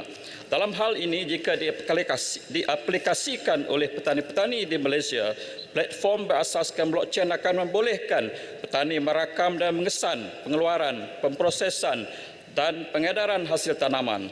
Dengan memanfaatkan blockchain, platform ini memberikan gambaran kepada pengguna tentang asal-usul dan kualiti produk tanaman ataupun traceability, di samping meningkatkan kepercayaan dan accountability dalam rantaian bekalan. Di Malaysia, apakah usaha kerajaan untuk menggalakkan syarikat-syarikat makanan untuk bekerjasama dengan petani tempatan untuk pembangunan produk bermutu tinggi yang sesuai dengan keperluan pasaran domestik dan antarabangsa? Ini dapat memperkuatkan lagi rangkaian nilai tempatan dan menggalakkan inovasi dalam produk makanan. Seterusnya, apakah usaha kerajaan untuk mempergiatkan kerjasama antara petani dan industri makanan ke arah pembangunan produk makanan baru atau penambahbaikan produk sedia ada. Misalnya, industri makanan boleh bekerjasama dengan petani untuk menghasilkan varieti sayur-sayuran khas yang sesuai dengan keperluan proses makanan tertentu. Dalam kerjasama dengan industri makanan, petani akan didorong untuk mematuhi standard dan piawaian kualiti tertentu untuk memastikan produk mereka memenuhi keperluan pasaran. Ini dapat memberikan keyakinan kepada pembeli dan pengguna mengenai kualiti dan keselamatan produk makanan. Industri makanan boleh menyediakan sokongan tenaga pakar dan teknikal kepada petani untuk membantu mereka meningkatkan produktiviti dan keselamatan produk. Contohnya, petani boleh mendapat akses kepada pengetahuan teknikal dalam penggunaan baja dan racun makhluk perosak, pengurusan tanah dan teknik penyemburan yang efektif. Dengan penyatuan petani ke dalam rantaian bekalan dan kerjasama yang kukuh antara petani dan industri makanan, Malaysia dapat meningkatkan daya saing dan keberkesanan sektor pertanian negara serta memastikan kesinambungan dalam pengeluaran makanan. Langkah ini juga dapat membantu memperkuatkan hubungan antara komuniti pertanian dan industri makanan, mencipta ekosistem yang lebih mampan dan berdaya tahan. Puan Yang Dipertua, betul juga ingin mengetahui apakah usaha dan pendekatan oleh kerajaan untuk meningkatkan penglibatan lebih ramai golongan belia dalam sektor pertanian dan pengeluaran makanan. Sik mohon sekian mencelah, Sik. Boleh memang betul, saya setuju dalam soal kesejahteraan rakyat ini. Adakah memang betul setuju bahawa soal prasarana pendidikan dan sekolah juga sangat penting bagi memastikan kesejahteraan kepada pelajar-pelajar kita. Jadi bagaimana betul melihat masih banyak lagi sekolah-sekolah daif di seluruh Malaysia, termasuk di Parlimen Betong, termasuk Parlimen saya, Parlimen Sik, dan di Ketelal para audit negara masih lagi ada lebih 1,500 sekolah-sekolah daif yang perlu diberi perhatian oleh Kementerian Pendidikan dalam soal kesejahteraan seluruh rakyat ini. Terima kasih. Terima kasih rakan saya YB6. Ya, saya setuju dan masukkan sekali ucapan itu dalam ucapan saya. Beliau perlu didedahkan dengan peluang-peluang yang ada dalam sektor pertanian. Pendedahan kepada penggunaan teknologi dalam bidang pertanian adalah kunci untuk menarik penyertaan lebih ramai belia dalam sektor ini. Dengan menyediakan pendedahan yang menyeluruh mengenai potensi teknologi ini, kita dapat menggalakkan para belia untuk menyertai sektor pertanian menyumbang pada pertumbuhan ekonomi negara sambil menggalakkan inovasi dan pembangunan berterusan dalam sektor ini. Puan Yang Dipertua, Sabah dan Sarawak mempunyai kawasan tanah yang luas untuk diusahakan bagi tujuan pengeluaran makanan. Bagi melonjakkan penglibatan petani terutama di Sabah dan Sarawak dalam bidang pertanian moden, apakah usaha dan strategi kerajaan untuk mewujudkan ekosistem yang menjamin petani dan peternak menjadi penyumbang pada pengeluaran makanan bukan sahaja untuk kegunaan tempatan, malah untuk diekspor? Adakah kerajaan punya ekosistem merangkumi rantaian bekalan yang lengkap dan sistematik bermula daripada aktiviti huluan hingga ke aktiviti hiliran yang berasaskan teknologi? Ini penting kerana ianya menjamin segala hasil yang keluar bermutu tinggi dan dapat dipasarkan. Bagi tujuan ini, Betong berpendapat bahawa kerajaan perlu mewujudkan dasar yang lebih holistik, pragmatik dan perlu ada kerangka kawal selia. Samping itu, pentadbiran serta pengurusan kerajaan perlu dipermudahkan. Contohnya, memudahkan dan menyelaras segala bentuk bantuan, memudahkan pengurusan perniagaan, mengurangkan kerenah birokrasi. Kerajaan juga perlu membentuk insentif khas kepada syarikat ataupun company dengan izin seperti modal teroka supaya mereka dapat melabur dalam perusahaan perniagaan bagi mengeluarkan produk pertanian secara komersial. Kerajaan perlu menyediakan insentif pinjaman mudah, subsidi bersasar atau berasaskan produktiviti, jaminan pinjaman dan geran patut juga disediakan kepada belia dan usahawan tani yang ingin mencebur dalam pengeluaran pertanian komersial. Samping itu, bantuan dalam bentuk penyediaan premis-premis perniagaan seperti CPPC, latihan dan kemahiran R&D patut disediakan. Dengan suatu ekosistem yang tersusun dan teratur dapat membantu usahawan tani di luar bandar menembusi pasaran yang lebih luas dan berupaya memenuhi syarat-syarat dan peraturan seperti HACCP, GAP dan GMP. Puan Yang Dipertua, ketika ini Malaysia tidak mempunyai pengeluaran makanan mampannya sendiri, di mana hampir-hampir 60% makanan kita diimport. Oleh itu, betul mencadangkan kerajaan perlu merombak keseluruhan dasar secara menyeluruh ke atas rantaian pengeluaran dan pengedaran makanan yang bertanggungjawab terhadap apa-apa krisis pada masa depan. Samping itu, adakah kerajaan mempunyai pendekatan yang tegas untuk memastikan sistem yang dapat mengelakkan kartel dan orang tengah yang mengaut keuntungan berlebihan daripada petani dan peruncit demi kepentingan rakyat? Betul mencadangkan kerajaan supaya serius menangani isu sekuriti makanan dengan membuat tinjauan mengenal pasti semua masalah dalam semua sektor dan berangka penyelesaian jangka panjang. Dengan peralihan ke arah pertanian berasaskan teknologi, diharapkan sektor pertanian Malaysia dapat menjadi lebih inovatif, lestari dan berdaya saing di pasaran global. Namun demikian, sokongan yang menyeluruh dalam pembangunan infrastruktur teknologi, latihan dan pembangunan kapasiti untuk petani serta kerjasama antara pelbagai pihak termasuk kerajaan industri dan penyedia teknologi adalah penting bagi kejayaan peralihan ini. Puan Yang Dipertua, seterusnya Betong ingin memukakan sedikit permohonan sebagai penggolongan dari rakyat di kawasan Betong. Mohon perhatian daripada kementerian tertentu bagi permintaan untuk menubuhkan beberapa cawangan pejabat di Bandar Betong seperti berikut. Pertamanya, pejabat cawangan lembaga hasil dalam negeri.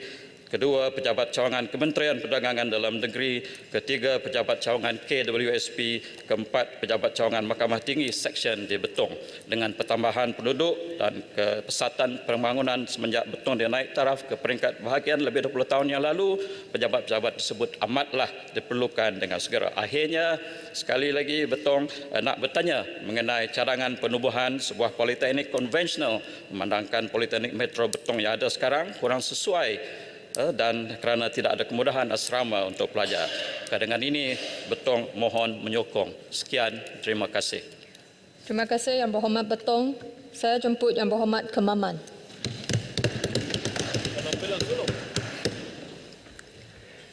Tuan Yang Dipertua, Assalamualaikum warahmatullahi wabarakatuh dan salam sejahtera. Alhamdulillahirrabbilalamin. Wabihi nasta'in. Wal'aqibatu lil muttaqin. Wala udwana illa ala zalimin. Asyhadu an la ilaha illallah wahdahu la syarika lah wa asyhadu anna sayyidana Muhammadan abduhu wa rasuluh. Terima kasih kepada Tuan Yang Dipertua kerana memberi ruang kepada saya untuk turut berbahas menjunjung kasih titah Duli Yang Maha Mulia Seri Paduka Baginda Yang Di-Pertuan Agong. Saya menzahirkan ucapan menjunjung kasih atas kepimpinan Kebawah Duli Yang Maha Mulia Yang Di-Pertuan Agong ke-16 Sultan Abdullah Riayatuddin Al-Mustafa Billah Shah Ibni Almarhum Sultan Ahmad Shah Al-Musta'in Billah dan Kebawah Duli Yang Maha Mulia Permaisuri Agong.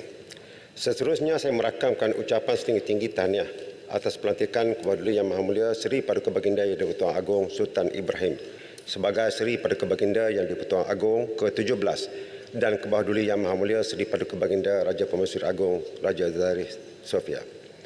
Tuan Yang Dipertua, Pelihara Kecil P040 Kemaman pada 2 Disember 2023 telah membawa saya sebagai ahli terbaru ke Dewan Yang Mulia ini. Dan saya dapat bersama dengan semua ahli Dewan Rakyat menekuni nasib negara Malaysia tercinta dan kepada saya selepas 442 hari sidang bermula pasca Pilihan Raya Umum ke-15 pada November 2022. Terima kasih saya ucapkan kepada semua pengundi Kemaman, sama ada yang memilih atau yang tidak memilih saya dalam pilihan raya kecil berkenaan. Terima kasih kepada yang memberikan harapan kepada saya dan terima kasih juga kepada yang tidak mengundi saya kerana mereka sebenarnya adalah menjadi elemen semak imbang atau check and balance dengan izin dan sumber kritikan terhadap apa jua kelemahan saya. Tidak kiralah sama ada benar atau tidak pandangan mereka, semuanya saya perlu hadapi dengan berlapang dada. Apa yang lebih penting ialah kita semua di sini adalah harapan rakyat. Sebagaimana kata orang tua, kayu besar di tengah padang, tempat bernaung kepanasan, tempat berlindung kehujanan, uratnya tempat bersila, batangnya tempat bersandar. Bahawa pemimpin seperti kita semua ini adalah tempat rakyat mengadukan nasib dan memimpin mereka. Tuan Yang Dipertua, bersandarkan kepada denyut nadi inilah kita melihat kesenangan dan kesusahan rakyat seluruh kelompok usia, dari pelajar, petani, nelayan, peniaga, pekerja kilang, doktor dan sebagainya, yang berdepan dengan perik getir suasana ekonomi yang bercabar ketika ini. Benarlah bahawa sebuah kerajaan mempunyai tanggungjawab terhadap semua peringkat dan kelompok rakyat.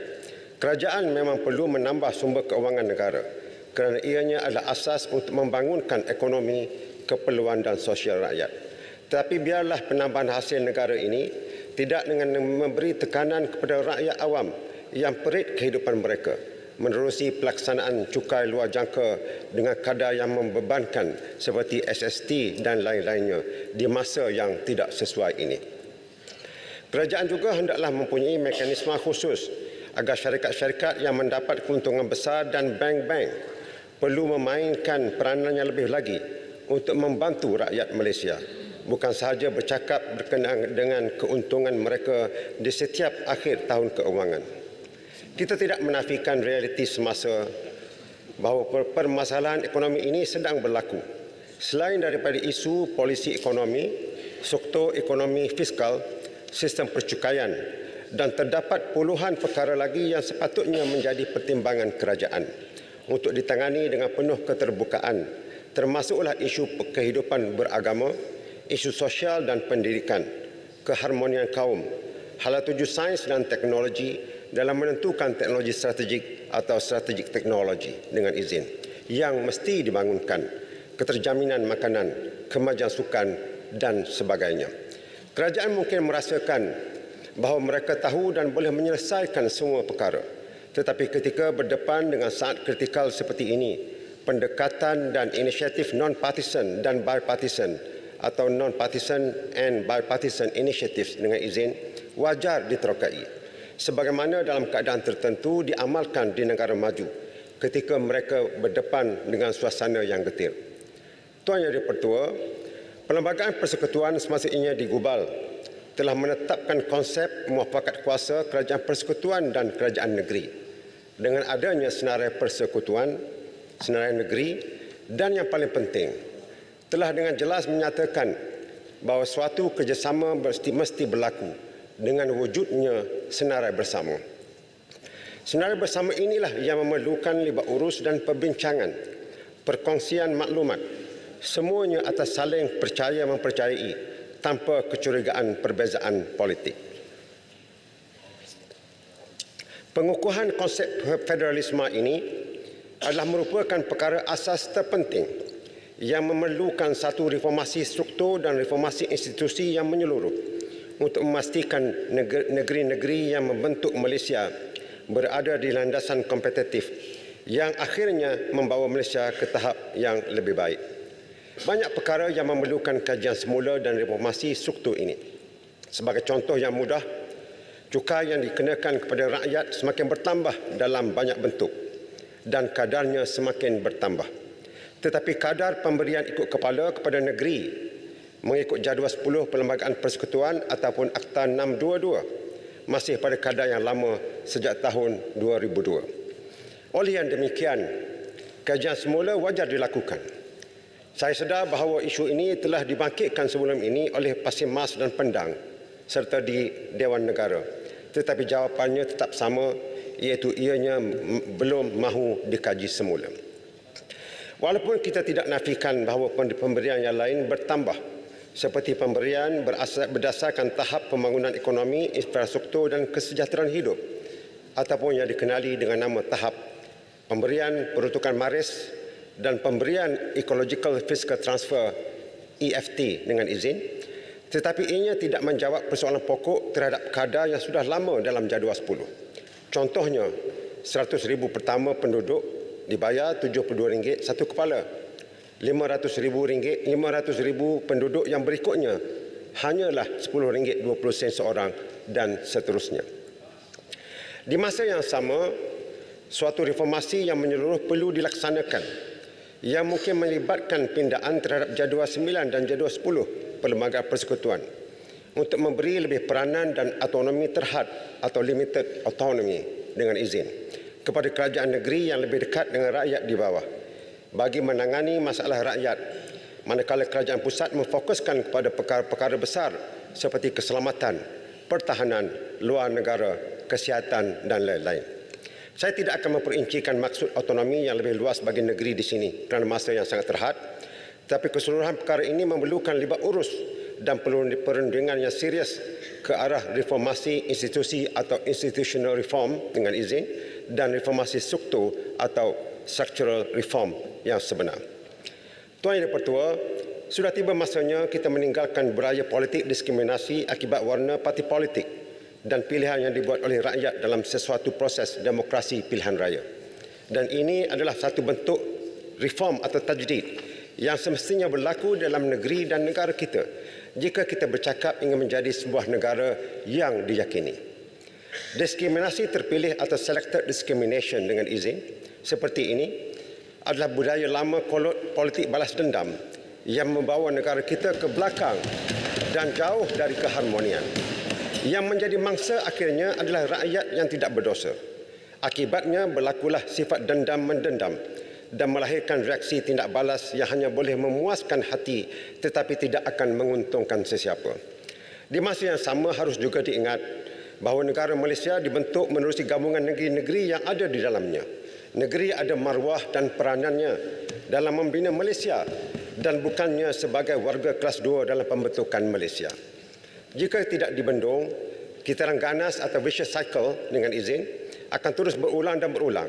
Saya menyeru dan mengajak semua pemimpin politik untuk menghentikan kitaran ganas ini sama ada daripada sebelah sini atau daripada sebelah sana. Sebagai pemimpin, kita mestilah mempunyai iltizam dan tekad yang kuat untuk menghentikannya sebagai prasyarat untuk Malaysia lebih dihormati dan masyarakatnya yang lebih harmoni. Tidak adil jika saya tidak sebut bahawa pada masa ini dan lepas, kerjasama antara negeri dan pusat menerusi berbagai projek dan program pembangunan fizikal dan sosio-ekonomi. Pelbagai kementerian dan agensi sedang berjalan dalam keadaan baik walaupun masih terlalu banyak ruang penambahbaikan yang mesti dilakukan jika kita ingin bercakap mengenai Malaysia yang lebih kompetitif dengan izin. Terima kasih pada yang masih mempunyai nilai ihsan dan jiwa yang besar. Tidak sempurna ucapan saya tanpa saya menyampaikan permintaan 1.2 juta rakyat Terengganu yang mengharapkan penyaluran royalti petroleum atau disebut oleh Kerajaan Persekutuan sebagai wang ihsan dan dana khas yang kita terima sejak sekian lama agar diteruskan tanpa sebarang kelewatan mengikut jadualnya yang diamalkan sejak puluhan tahun. Untuk rekod, perlu diingatkan bahawa penerimaan dana oleh Kerajaan Negeri Terengganu atas nama royalti petroleum dari tahun 1978 hingga 1999 adalah secara terus dari Petronas tanpa melalui pihak ketiga. Sudah tentu kerajaan Madani yang ada pada waktu ini tidak mahu dibaca dalam buku sejarah atau generasi yang akan datang sebagai pihak yang tidak membayar wang royalti berkenaan yang masih berbaki untuk tahun 2023. Sehubungan dengan itu, saya meminta penjelasan dari Yang Amat Perdana Menteri yang juga Menteri Keuangan. Sila jelaskan kepada kami, pertama, apa kebaikan dan objektif yang ingin dicapai oleh kerajaan pusat dengan memberikan kesukaran kepada negeri Terengganu sedemikian rupa. Kedua, adakah langkah menekan Terengganu ini adalah tidak berlawanan dengan sifat ihsan dan hormat yang merupakan 2 dari 6 rukun Malaysia Madani? Tuan Yang Dipertua, mengakhiri ucapan saya sebagai bekas pensyarah dan ahli pengurusan fakulti, saya tertarik untuk menyentuh perkara yang berkaitan dengan keberadaan universiti awam dalam negara kita ini, iaitu berkait dengan isu ranking universiti yang viral baru-baru ini. Keberadaan dan peranan besar universiti awam dalam negara kita tentulah tidak sama dengan universiti atau institusi pendidikan swasta yang mempunyai orientasi dan tanggungjawab yang berbeza. Penekanan yang terlalu serius mengejar ranking sehingga akan melibatkan penggunaan konsultan atau syarikat luar adalah pendekatan counterproduktif dengan izin, di mana pemberat yang tidak adil digunakan dalam membuat penilaian dan tidak sedikit mengorbankan masa dan wang ringgit untuk penyediaan laporan dan survei reputasi. Apa yang sepatutnya dilaksanakan, saya mohon sikit lagi Tuan Dipertua, apa yang sepatutnya dilaksanakan ialah kaedah penilaian perlu mengambil kira keadaan sosio-ekonomi dan struktur masyarakat sesebuah negara di mana proses ranking itu dilaksanakan. Selain dari itu, petunjuk ekonomi atau performance indicator dengan izin yang digunakan pula sudah tentu tidak sama pemberatnya di antara negara maju dan negara yang sedang membangun, di samping falsafah pendidik pengajian tinggi dan penumpuan yang berbeza-beza. Suatu alternatif kepada pendekatan ranking ini boleh dilaksanakan dengan pendekatan penarafan atau rating dengan izin melalui parameter yang ditentukan oleh kerajaan dengan menjadikan agenda nasional sebagai paksi utama dalam meningkatkan kualiti institusi pengajian tinggi di Malaysia. Cadangan ini boleh dilaksanakan melalui penambahbaikan kaedah sedia ada ataupun mewujudkan suatu indeks yang perlu dipatuhi dan diikuti oleh semua institusi pengajian tinggi dalam negara kita ini secara lebih mudah dan mesra pengguna, iaitu pihak universiti, tanpa melibatkan masa dan implikasi keuangan yang besar. Tuan Yang di-Pertua, Kemaman menyokong usul menjunjung kasih titah Kebawa Duli Yang Maha Mulia Seri Paduka Baginda Yang di-Pertuan Agong. Terima kasih. Terima kasih Yang Berhormat Kemaman. Saya jemput Yang Berhormat Bagan. Terima kasih. Saya ingin ucapkan terima kasih kepada Timbalan Yang di-Pertua atas peluang yang diberikan untuk mengambil bahagian dalam perbahasan ucapan menjunjung kasih titah ucapan Kebawa Duli Yang Maha Mulia Seri Paduka Baginda Yang di-Pertuan Agong yang ke-17 Sultan Ibrahim ini almarhum Sultan Iskandar semasa merasmikan pembukaan parlimen buat kali pertama pemerintahan Tuanku.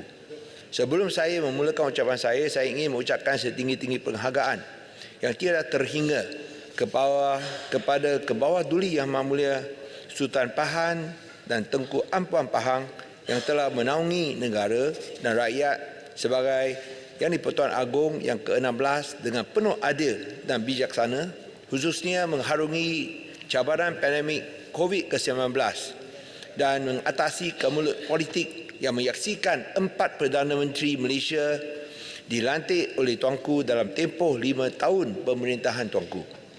Tuanku Sultan Pahang memang merupakan pemimpin yang sungguh istimewa kerana berjaya memandu negara ke depan dengan selamat dalam saat krisis kestabilan politik dan keselamatan kesihatan yang penuh genting ini.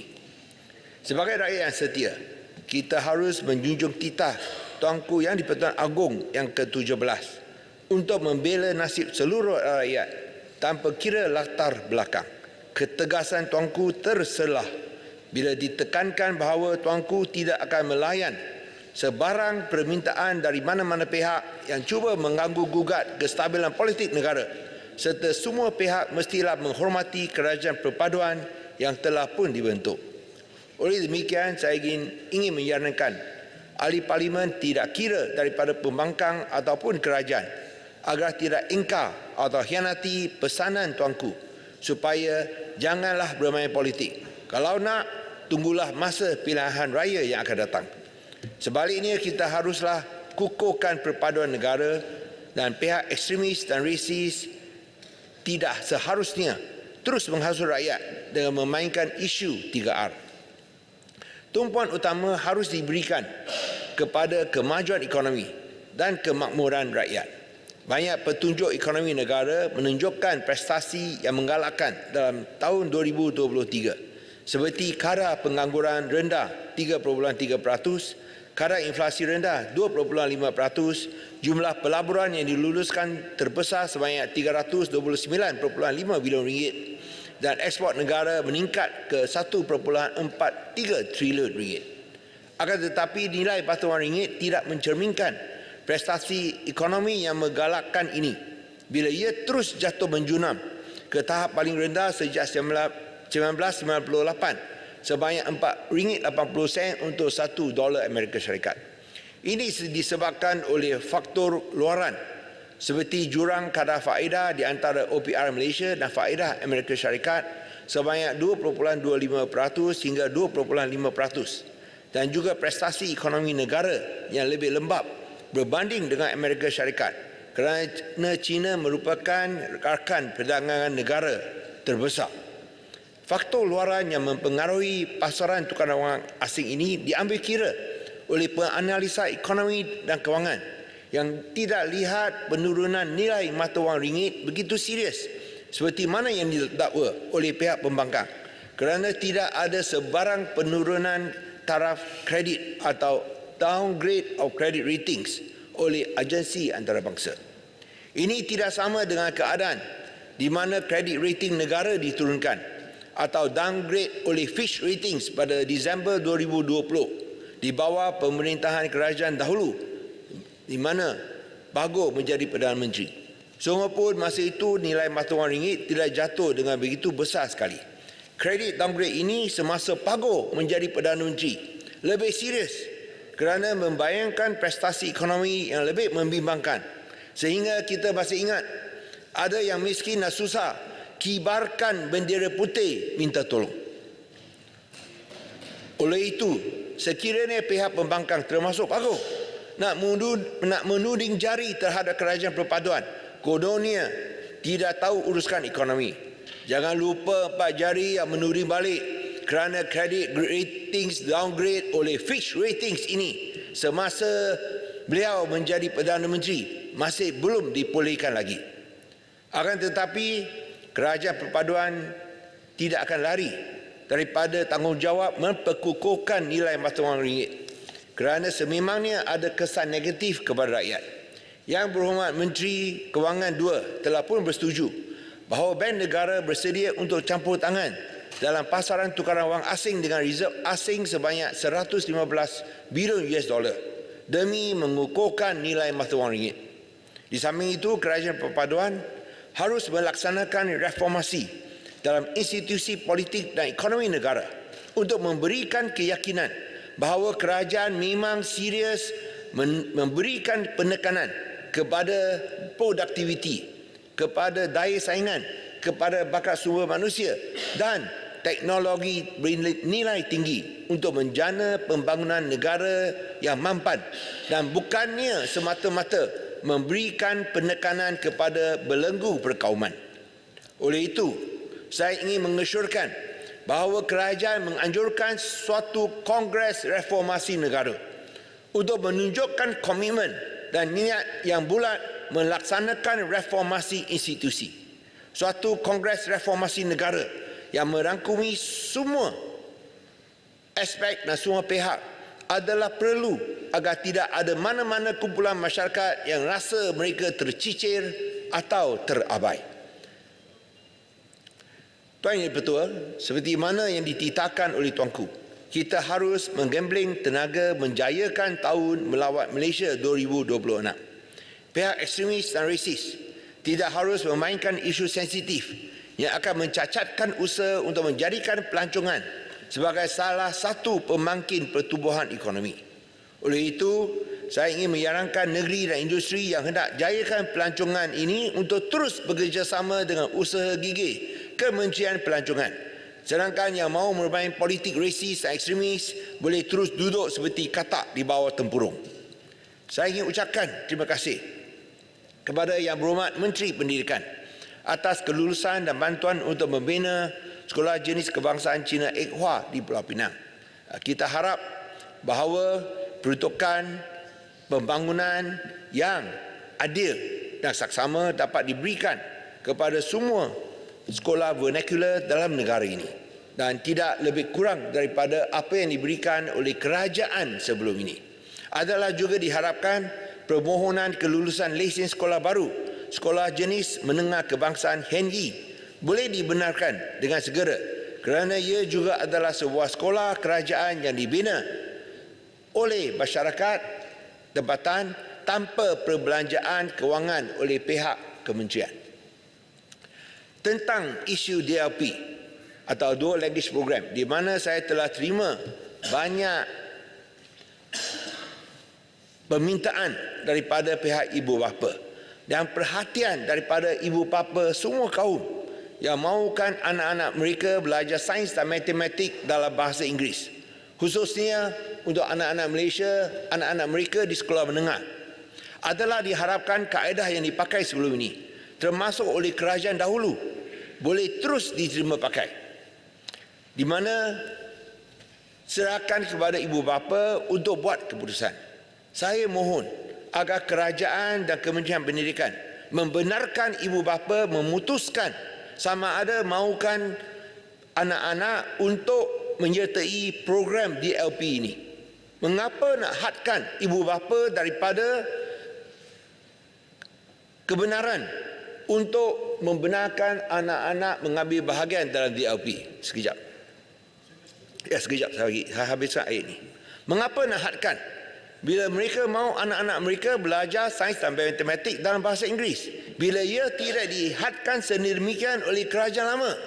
Jangan-jangan ada pihak yang cuba menangguk di air keruh akan menyatakan bahawa kerajaan lama lebih baik atau terbuka dalam perkara ini. Sila Yang Berhormat Terima kasih Tuan Yang di-Pertua dan Bagan. Baru-baru ini perkara ini ada ditimbulkan juga oleh saya dan beberapa orang ahli parlimen, dan saya nak menyatakan saya rasa ramai yang bersama dengan Bagan, Menteri Pendidikan pun ada minta supaya dasar itu diteruskan tanpa gangguan. Terima kasih. Terima kasih Yang Berhormat Indra Mahathir. Saya rasa kita harap juga pihak menteri dan kementerian akan menimbang permohonan ini yang adalah daripada semua kaum, tak kira Melayu atau bukan Melayu. Ini mereka minta DAP dijalankan dalam bahasa Inggeris untuk anak-anak mereka. Dan pada masa yang sama kita harap juga bahawa apa yang diberikan oleh kerajaan lama masih diteruskan untuk sekolah-sekolah vernacular. Dan saya rasa ini pun disokong oleh Yang Berhormat Indra Mahathir tadi. Sama dengan apa yang saya sebut seperti dalam ucapan sebelum ini tentang itu peruntukan untuk RIBI, rumah ibadat bukan Islam. Sekarang 50 juta. Bolehkah tambah 50 juta jadi 100 juta ringgit? Yang Berhormat Indra Mahathir pun tak ada halangan. Ini hanya 50 juta saja. Kalau boleh berikan 2 bilion untuk program-program bumi, kita sokong. Sangat boleh tambah untuk yang bukan bumi. Di sini saya juga ingin meminta bahawa semua cukai baru, termasuk kadar cukai SST dan cukai mewah yang baru, bolehlah disemak semula. Tengok kalau ia menambahkan beban kewangan kepada peniaga dan rakyat, kita boleh tangguh sekejap. Kerana dalam keadaan pertumbuhan ekonomi yang tidak menentu, kita pun tahu bahawa keadaan ekonomi akan pulih pada akhir tahun ini. Termasuk nilai mata wang ringgit dijangka pulih pada separuh 2 tahun ini. So adalah diharapkan bahawa pertimbangan dan juga penyemakan semula boleh dibuat supaya cukai baru termasuk kadar cukai SST yang ditambah kepada 8% bolehlah dipertimbangkan atau disemak semula. Sebelum saya habis ucapan saya nak rujuk kepada peruntukan yang diberikan kepada kawasan parlimen. Selalu kita dengar daripada pihak pembangkang bahawa peruntukan yang diberikan kepada mereka macam diskriminasi. Wujudnya diskriminasi. Tapi saya nak berikan sedikit angka. Ini dalam kawasan Seberang Peraya Utara, daerah Seberang Peraya Utara, di mana ada 3 kawasan parlimen. Kepala Batas, Tasik Gelugor dan juga Bagan. Tapi di sini yang dapat peruntukan paling kurang ialah kawasan kerajaan Bagan. Saya berikan sedikit angka-angka. Kementerian Pertanian dan Keterjaminan Makanan, 8.5 juta ringgit untuk Kepala Batas. Tak ada untuk Bagan. Kementerian Belia dan Sukan, 3 juta untuk Kepala Batas. Tak ada untuk Bagan. Kementerian Pendidikan Malaysia, 83 juta ringgit untuk Kepala Batas. 500,000 untuk Bagan. Bermakna 99.4% untuk Kepala Batas, 0.6% untuk Bagan. Siapa jadi ahli parlimen kerajaan dan pembangkang?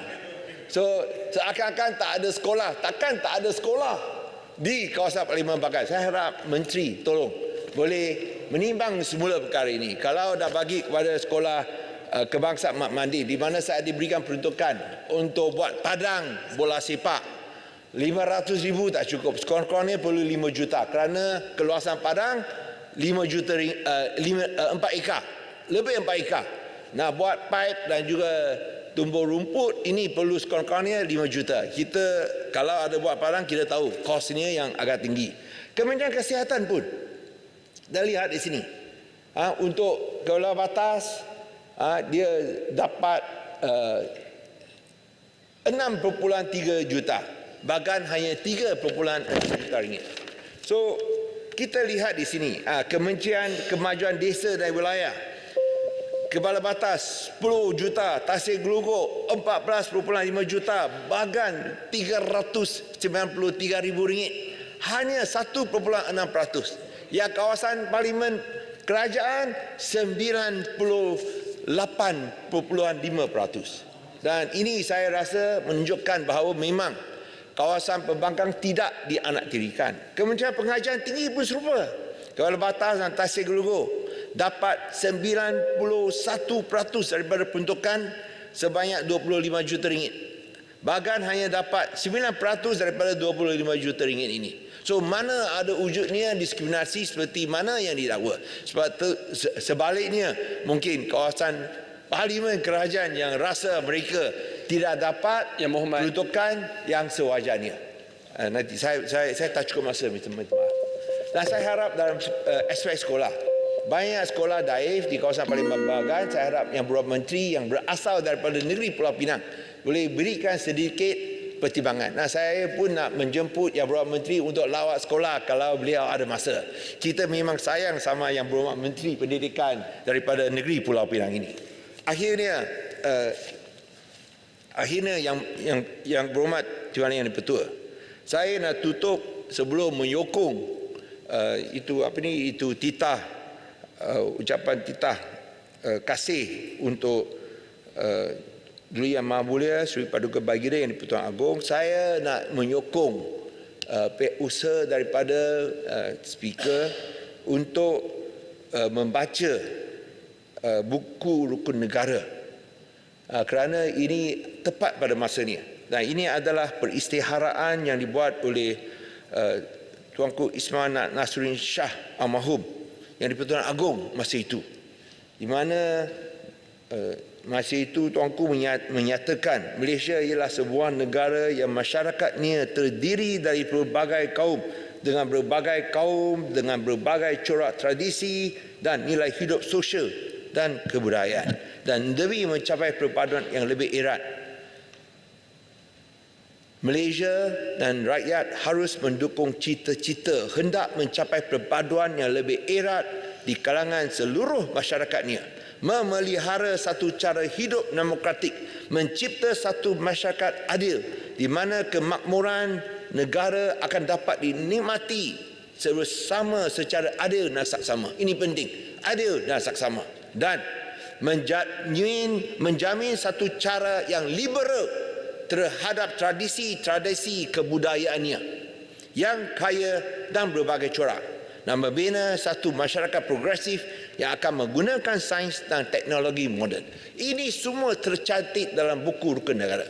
So saya harap apa yang tercantik dalam buku rukun negara, isi kandungannya jangan ia digunakan oleh pihak tertentu untuk memainkan sentimen rasis dan perkauman atau 3R. Kerana ini memang menjadi panduan kepada rakyat kita. Saya menyokong. Sekian, terima kasih. Terima kasih Yang Berhormat Bagan. Saya jemput Yang Berhormat Maran. Bismillahirrahmanirrahim. Alhamdulillahirrabbilalamin. Wassalatu wassalamu ala asyrafil anbiya wal mursalin wa ala alihi wa sahbihi ajma'in. Assalamualaikum warahmatullahi wabarakatuh dan salam sejahtera.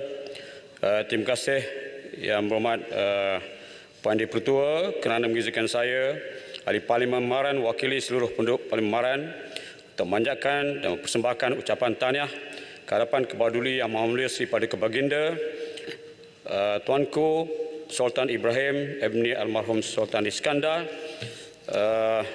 yang telah ditabarkan sebagai Yang di-Pertuan Agong yang ke-17, dan begitu juga Kebahaduli Yang Maha Mulia Sri Paduka Baginda Raja Pemasyur Agong Raja Zaris Sofia. Patut juga Tuanku memanjatkan persembahkan ucapan junjung kasih di atas lempah perkenaan Tuanku berterima duri bagi hadir berangkat merasmikan persidangan Dewan Parlimen Penggal ketiga Parlimen yang ke-15. Patut ucapkan junjung kasih Tuanku Daulat Tuanku. Puan Yang Bertua, saya juga ingin mengambil kesempatan istimewa untuk mempersembahkan ucapan tahniah, syabas dan junjung kasih ke hadapan Kebahaduli Yang Maha Mulia Sultan Pahang Sultan Abdullah Al-Musta'in Billah Shah Ebni Almarhum Sultan Haji Ahmad Shah Sultan Pahang, juga Kebahaduli Yang Maha Mulia Sultanah Pahang Hajjah Tuanku Hajjah Azizah Aminah Maimunah Iskandariah binti Almarhum Al-Mutawakkal Allah Sultan Iskandar Al-Haj selaku Kebawah Duli Yang Muhammad Ali Baginda yang ke-16 di atas pengorbanan tuanku selama 5 tahun sebagai Yang di-Pertuan Agong dengan berhadapan dengan 1001 macam kisah bersejarah yang dapat membina hubungan yang baik antara rakyat dan Tuan Raja. Tahniah tuanku, junjung kasih tuanku. Patut juga mengucapkan insya-Allah akan memberikan sepenuh tak setia kepada tuanku Sultan Pahang kerana Patut adalah merupakan rakyat jati Pahang dan insya-Allah Patut doakan ke bawah dia yang tuanku berdua akan terus bersemayam di bawah tahta kerajaan negeri Pahang. Tanam kangkung tumbuh melata, tepian selat melambai daunnya. Atas singgasana tuanku bertakhta di hati rakyat tuanku rajanya. Puan Yang Bertuah, beberapa perkara saya nak sentuh dalam perbahasan ini ataupun ucapan junjung kasih ini. Yang pertama ialah ucapan ikrar rukun negara pada hari kedua persidangan Parlimen. Saya memberikan sokongan kepada usaha ini. Tetapi apabila kita lihat pada pelaksanaannya, kita dapati ramai daripada bukan saja menteri-menteri, bahkan ramai daripada ahli parlimen yang tidak menghadiri ikrar angkat sumpah rukun negara ini. Saya kira kalau kita ingin memperkenalkan sesuatu yang baru, bukan sekadar ingin memperkenalkan saja, tapi biarlah buat kerja dengan serius. Sebab itulah saya berasa duka cita dan kecewa dengan kehadiran ramai menteri, tidak kehadiran daripada menteri-menteri yang tidak berada dalam dewan ini dan juga sebahagian daripada ahli-ahli parlimen. Baik usah kita lakukan perkara seperti ini kalau ia memalukan kita dan kerajaan. Puan Yang Bertuah, satu perkara lagi yang saya nak sentuh ialah sindrom bercakap bohong dan penapian. Akhir-akhir ini, oleh kerana kerajaan hari ini mendapat perhatian cukup serius daripada rakyat, di mana mendapat cemoohan daripada rakyat dan sebagainya, dan fenomena yang berlaku hari ini ialah sindrom bercakap bohong dan penapian isu-isu yang dilahirkan oleh rakyat. Sindrom bercakap bohong ini bukan saja bukanlah dilakukan oleh rakyat marhain, tetapi paling malang ialah dilakukan oleh pemimpin besar negara hinggalah ke peringkat Yang Amat Berhormat Perdana Menteri sendiri. Ya. Jadi ini bukan saya bercakap pakai ini terbukti. Ya, Yang Amat Berhormat Perdana Menteri, tuan-puan, jika saya teliti balik apa yang pernah berlaku dijanjikan oleh Yang Amat Perdana Menteri Tambun ini sebelum dia menjadi Perdana Menteri. Saya menjadi Perdana Menteri, hari ini 24 jam minyak akan turun. Apakah ini benar atau tidak? Maknanya satu pembohongan. Sampai hari ini minyak tidak turun. Yang kedua, saya menjadi Perdana Menteri, hutang PTPN akan kita hapuskan. Juga tidak berlaku. Inilah saya katakan bahawa sindrom penipuan yang dilakukan oleh kerajaan kita. Puan Yang Bertuah, satu lagi ialah pemimpin utama kita sering menafikan jasa dilakukan oleh orang lain. Lembaran, boleh saya tanya? Saya pendek masa tak cukup. Sekejap. Umpamanya zaman Tan Sri Mahyudin sebagai Perdana Menteri. Perdana Menteri berapa tu? Macam ke-8. Begitu zaman Tan Sri Ismail Sabri sebagai Perdana Menteri yang ke-9. Dikatakan bahawa barang naik. Barang naik. Begitu di zaman Mahyudin dikatakan barang naik, dan hari ini barang juga semakin naik, bahkan nilai wang semakin turun. Jadi apakah ini semua perkara-perkara baik yang dilakukan oleh kerajaan pada hari ini? Kami semua Puan Yang Di-Pertua dan rakyat jelata bukan tidak pandai berfikir. Mereka melihat, sebab itu hari ini kita bangga dengan pilihan raya negeri yang ke-15 di mana 4 negeri telah disapu habis oleh Perikatan Nasional. Jadi ini satu bukti yang cukup memalukan kerajaan. Sebab itulah saya harap pada kerajaan, andai kata ada teguran-teguran yang dibuat oleh rakyat, terima. Ini apabila keluar je mesej, isu, video dan keluarkan oleh rakyat memburuk ataupun menegur kerajaan. Boleh, terima kasih Muhammad Maran. Itulah saya, Tuan Yang Bertuah. Hatta perbincangan dalam Dewan ini yang kita ada imuniti pun diturunkan oleh SKMM. Saya berbahas menegur kerajaan, itu pun diturunkan oleh SKMM. Macam mana Muar bagi tahu? Bukan sedikit permohonan itu dibuat, banyak kali teguran rakyat telah dibakul sampahkan oleh kerajaan ini. Silakan Maran untuk kita terima kasih. bagi saya tanya satu penjelasan. Saya masukkan dalam ucapan kita saya. hanya tahu tentang jumlah hutan negara sampai 1 triliun selepas tahun 2018, betul tak? Betul tak? Yang berhormat berluas sila duduk, tidak bagi laluan. Takutlah kerana tak bukan pada kebenaran. Saya nak kebenaran. Tuan Speaker. Sebagai kerajaan, sebagai pemerintah, kita mesti terima kelemahan yang kita lakukan. Kulil haq walau kana murra. Berkata benar walaupun pahit. Ini apabila pahit yang kena pada kita, kita boleh nafikan. Dan lantas kita sekatlah video ke mesej ke maklumat yang diberi, yang dikeluarkan oleh rakyat. Sedangkan rakyat menambah kita, membantu kerajaan. Sepatutnya terima dengan baik. Kalau boleh mengaku kelemahan kita, akhirnya perbaiki. Terima kasih kepada rakyat dan mungkin mereka lebih suka kepada kerajaan. Hari ini mereka terlalu benci kepada kerajaan. Saya turun di mana-mana saja, dia tanya saya, Datuk bila lagi nak turunkan kerajaan ni? Bila lagi nak tukar kerajaan baru? Ini bermaknanya rakyat, keselesaan rakyat, kekecewaan rakyat Maram mesti terbuka kepada teguran juga. Yang berhormat berluas tidak bagi laluan, sila duduk. Saya nak tanya Maran. Tadi kata terbuka kepada teguran. Maran kata tidak bagi laluan. Terima kasih Puan Timbalan yang Di-Pertua. Ingin saya tanya Maran. Semua janji-janji Perdana Menteri itu sebelum dia jadi Perdana Menteri itu adalah berlaku sebelum tahun 2018.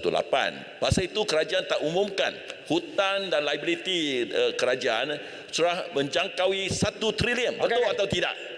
Sebab itu janji diberikan tanpa tahu jumlah hutang itu. Kalau kita nak jadi pemimpin kerajaan baik, jangan berjanji. InsyaAllah saya jadi kerajaan, saya akan buat terbaik. Itu je. Ini hari ini 24 jam turun minyak. Apa pun tak ada. PT-PT yang sampai sekarang anak muda bangga healing apa? Ini motor sekat. Janji berapa jam? 7 jam. Habuk tak ada. Jadi sebab tu nak jadi kerajaan, fikir molek-molek sebelum jadi, jangan bercakap banyak. Buat kerja dulu. Puan yang betul, masih nak ambil. Pembinaan Hospital Maran, betul. Ini ditekankan oleh juga tuanku. Keselamatan diri, kesihatan dan sebagainya. Saya cukup kecewa. Semasa Datuk Seri Najib, Perdana Menteri yang ke-6 telah meluluskan pembinaan Hospital Maran. Apabila PS memerintah 22 bulan terus dihilangkan. Lepas tu diambil pula oleh Tan Sri Mahyudin masa itu, Pago, dan juga Ismail Sabri, Marlborough hospital ini dinaikkan semula. Dan ditambahkan peruntukannya daripada 150 juta kepada 200 juta hingga 350 juta semasa Menteri Keuangan Datuk Senator Zafrul dah diluluskan. Bila ambil Perdana Menteri baru, PMX hilang terus. Sebab tu saya pernah menyuarakan di sini bagaimana Kebahaduli Yang Maha Mulia Seri Paduka Baginda Yang Pertuan Agong ke-6 telah mentitahkan pada saya, Datuk Seri, tolong perjuangkan Hospital Maran. Saya malah nak bercakap tadi. Apabila saya bercakap, ada perasaan yang kata gunakan 367. Terus saya minta maaf. Jadi kalau tak nak gunakan 367, tak usah guna semua. Jadi saya minta supaya Hospital Maran mesti direalisasikan. Sebab ini telah diluluskan. Kalau tidak, maknanya kerajaan hari ini cukup menghina Perdana Menteri yang dulu, Datuk Seri Najib. Datuk Seri berada dalam penjara. Tapi perjuangan pengorbanan yang dia lakukan pada negara cukup besar pada kita. Terima kasih. Satu lagi yang Di-Pertua ialah cadangan Menteri Perumahan dan Kerjaan Tempatan untuk menjadikan Kampung Baru Cina sebagai tapak warisan UNESCO. Apa rasionalnya? Yang Di-Pertua tahu tak? Sejarah pembinaan Kampung Baru Cina adalah hasil daripada perjuangan ataupun langkah tindakan komunis mengganggu negara kita. Dan ini matlamat utamanya. Kalau kita jadikan Kampung Baru ini sebagai kampung tapak warisan, bermakna Peraturan Dewan ini bersaja bersetuju mengesahkan bahawa perjuangan komunis adalah yang tidak baik itu, yang merupakan sejarah hitam negara, diiktiraf sebagai perjuangan bagi Peraturan Dewan. Peraturan Jadi Datuk Yang Bertuah, Saya peraturan Dewan. Puan Yang Bertuah, saya harap cadangan Saya ini minta tidak Yang Berhormat Maran kerana ini duduk. dijelaskan. Peraturan Dewan. Peraturan Dewan 36(9)(C. Tadi Yang Berhormat Maran duduk dulu. Cakap telah membangkitkan isu perkampungan Cina dan pada masa yang sama telah mengeluarkan kenyataan-kenyataan berkenaan dengan komunis. Apa kaitan perkampungan Cina dengan komunis? Timbalan Yang Dipertua, ini adalah perkataan-perkataan yang harus menaikkan perasaan bersakit-sakit hati atau bermusuh-musuhan di antara satu kaum dengan kaum yang lain. Apa ada kaitan? Apa kaitan? Apa kaitan kenapa Maran mengeluarkan kenyataan perkampungan Cina dan mengaitkannya dengan komunis? Saya minta Yang Berhormat Maran tarik balik dan minta maaf kerana ini adalah menghina orang-orang Cina, perkampungan Cina. Puan Yang Bertuah, saya minta Maran tarik balik kenyataan itu. Apa perkaitan perkampungan Cina dengan komunis? Jelutong, duduk jap. Saya nak ceritakan bagaimana sejarah pembinaan kenyataan itu dibuat mengaitkan komunis dengan perkampungan Cina. Kenapa?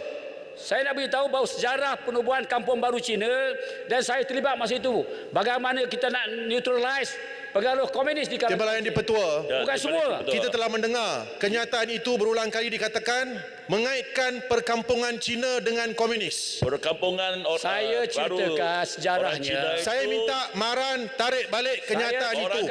Orang Cina jadi mangsa dikurung di tempat kurungan, bukan kampung baru nama cantik. Dia mengkilafkan saya pun bangsa. Rumah terpaksa diberobohkan secara paksaan, dipindah ke tempat kurungan. Namanya Kampung Baru tapi tempat kurungan British. Ini sangat menyinggung hati orang-orang Cina. Kita jadi mangsa. Inilah kelakuan Perikatan Nasional. Saya minta Yang Berhormat Maran untuk buat saya ceritakan penjelasan. sejarahnya. Sejarahnya kita jadi mangsa, orang Cina jadi mangsa. Saya tak nak rumah dipaksa dirobohkan untuk pindah ke tempat kurungan, tahu tak? Orang-orang Cina menjadi mangsa komunis juga. Tak ada toilet pun. Orang-orang Cina juga menjadi mangsa komunis. Pergi ke sana, tahu tak sejarah? Jangan putar belikkan sejarah. Orang jadi mangsa. Sejarah dia ialah orang-orang Cina dipaksa ke satu tempat kurungan British. Yang lain betul tak? Dulu, itu sejarah. Penjelasan dari Yang Berhormat Maran. Rumah dipaksa dirobohkan, betul tak? Mengelakkan orang dari satu tempat dipaksa berhijrah ke satu tempat secara paksa, tahu tak? Itu yang dia. Itulah sejarah. Saya nak betulkan, itulah sejarah. Yang Berhormat Beras dan Jelutong sila duduk dulu. Saya minta penjelasan daripada Yang Berhormat Maran. Ya. Saya minta Yang Berhormat Maran untuk buat penjelasan mengapa mengaitkan komunis dengan kampung Cina. Saya menyebut, saya bila cadangan diadakan. Sebab sejarah dahulu, rancangan masa British tu mengalihkan orang Cina di kampung-kampung baru Cina kerana mereka terpengaruh dengan komunis. Saya tidak kata orang Cina itu komunis. Timbalan Speaker, baru kita dengar beliau mengatakan orang-orang Cina terpengaruh dengan komunis. Jelutong dia nak bagi penjelasan, tak habis lagi. Hormatlah Speaker. Timbalan Speaker, beliau mengatakan orang-orang Cina terpengaruh dengan komunis. Orang-orang Cina di Malaysia dibunuh oleh komunis. Sila duduk dulu. Hormat Speaker, bagi ruang. Betul lah. Buat penjelasan dulu. Saya minta Maran tarik balik. Yang Berhormat elakkan orang Cina terpengaruh dan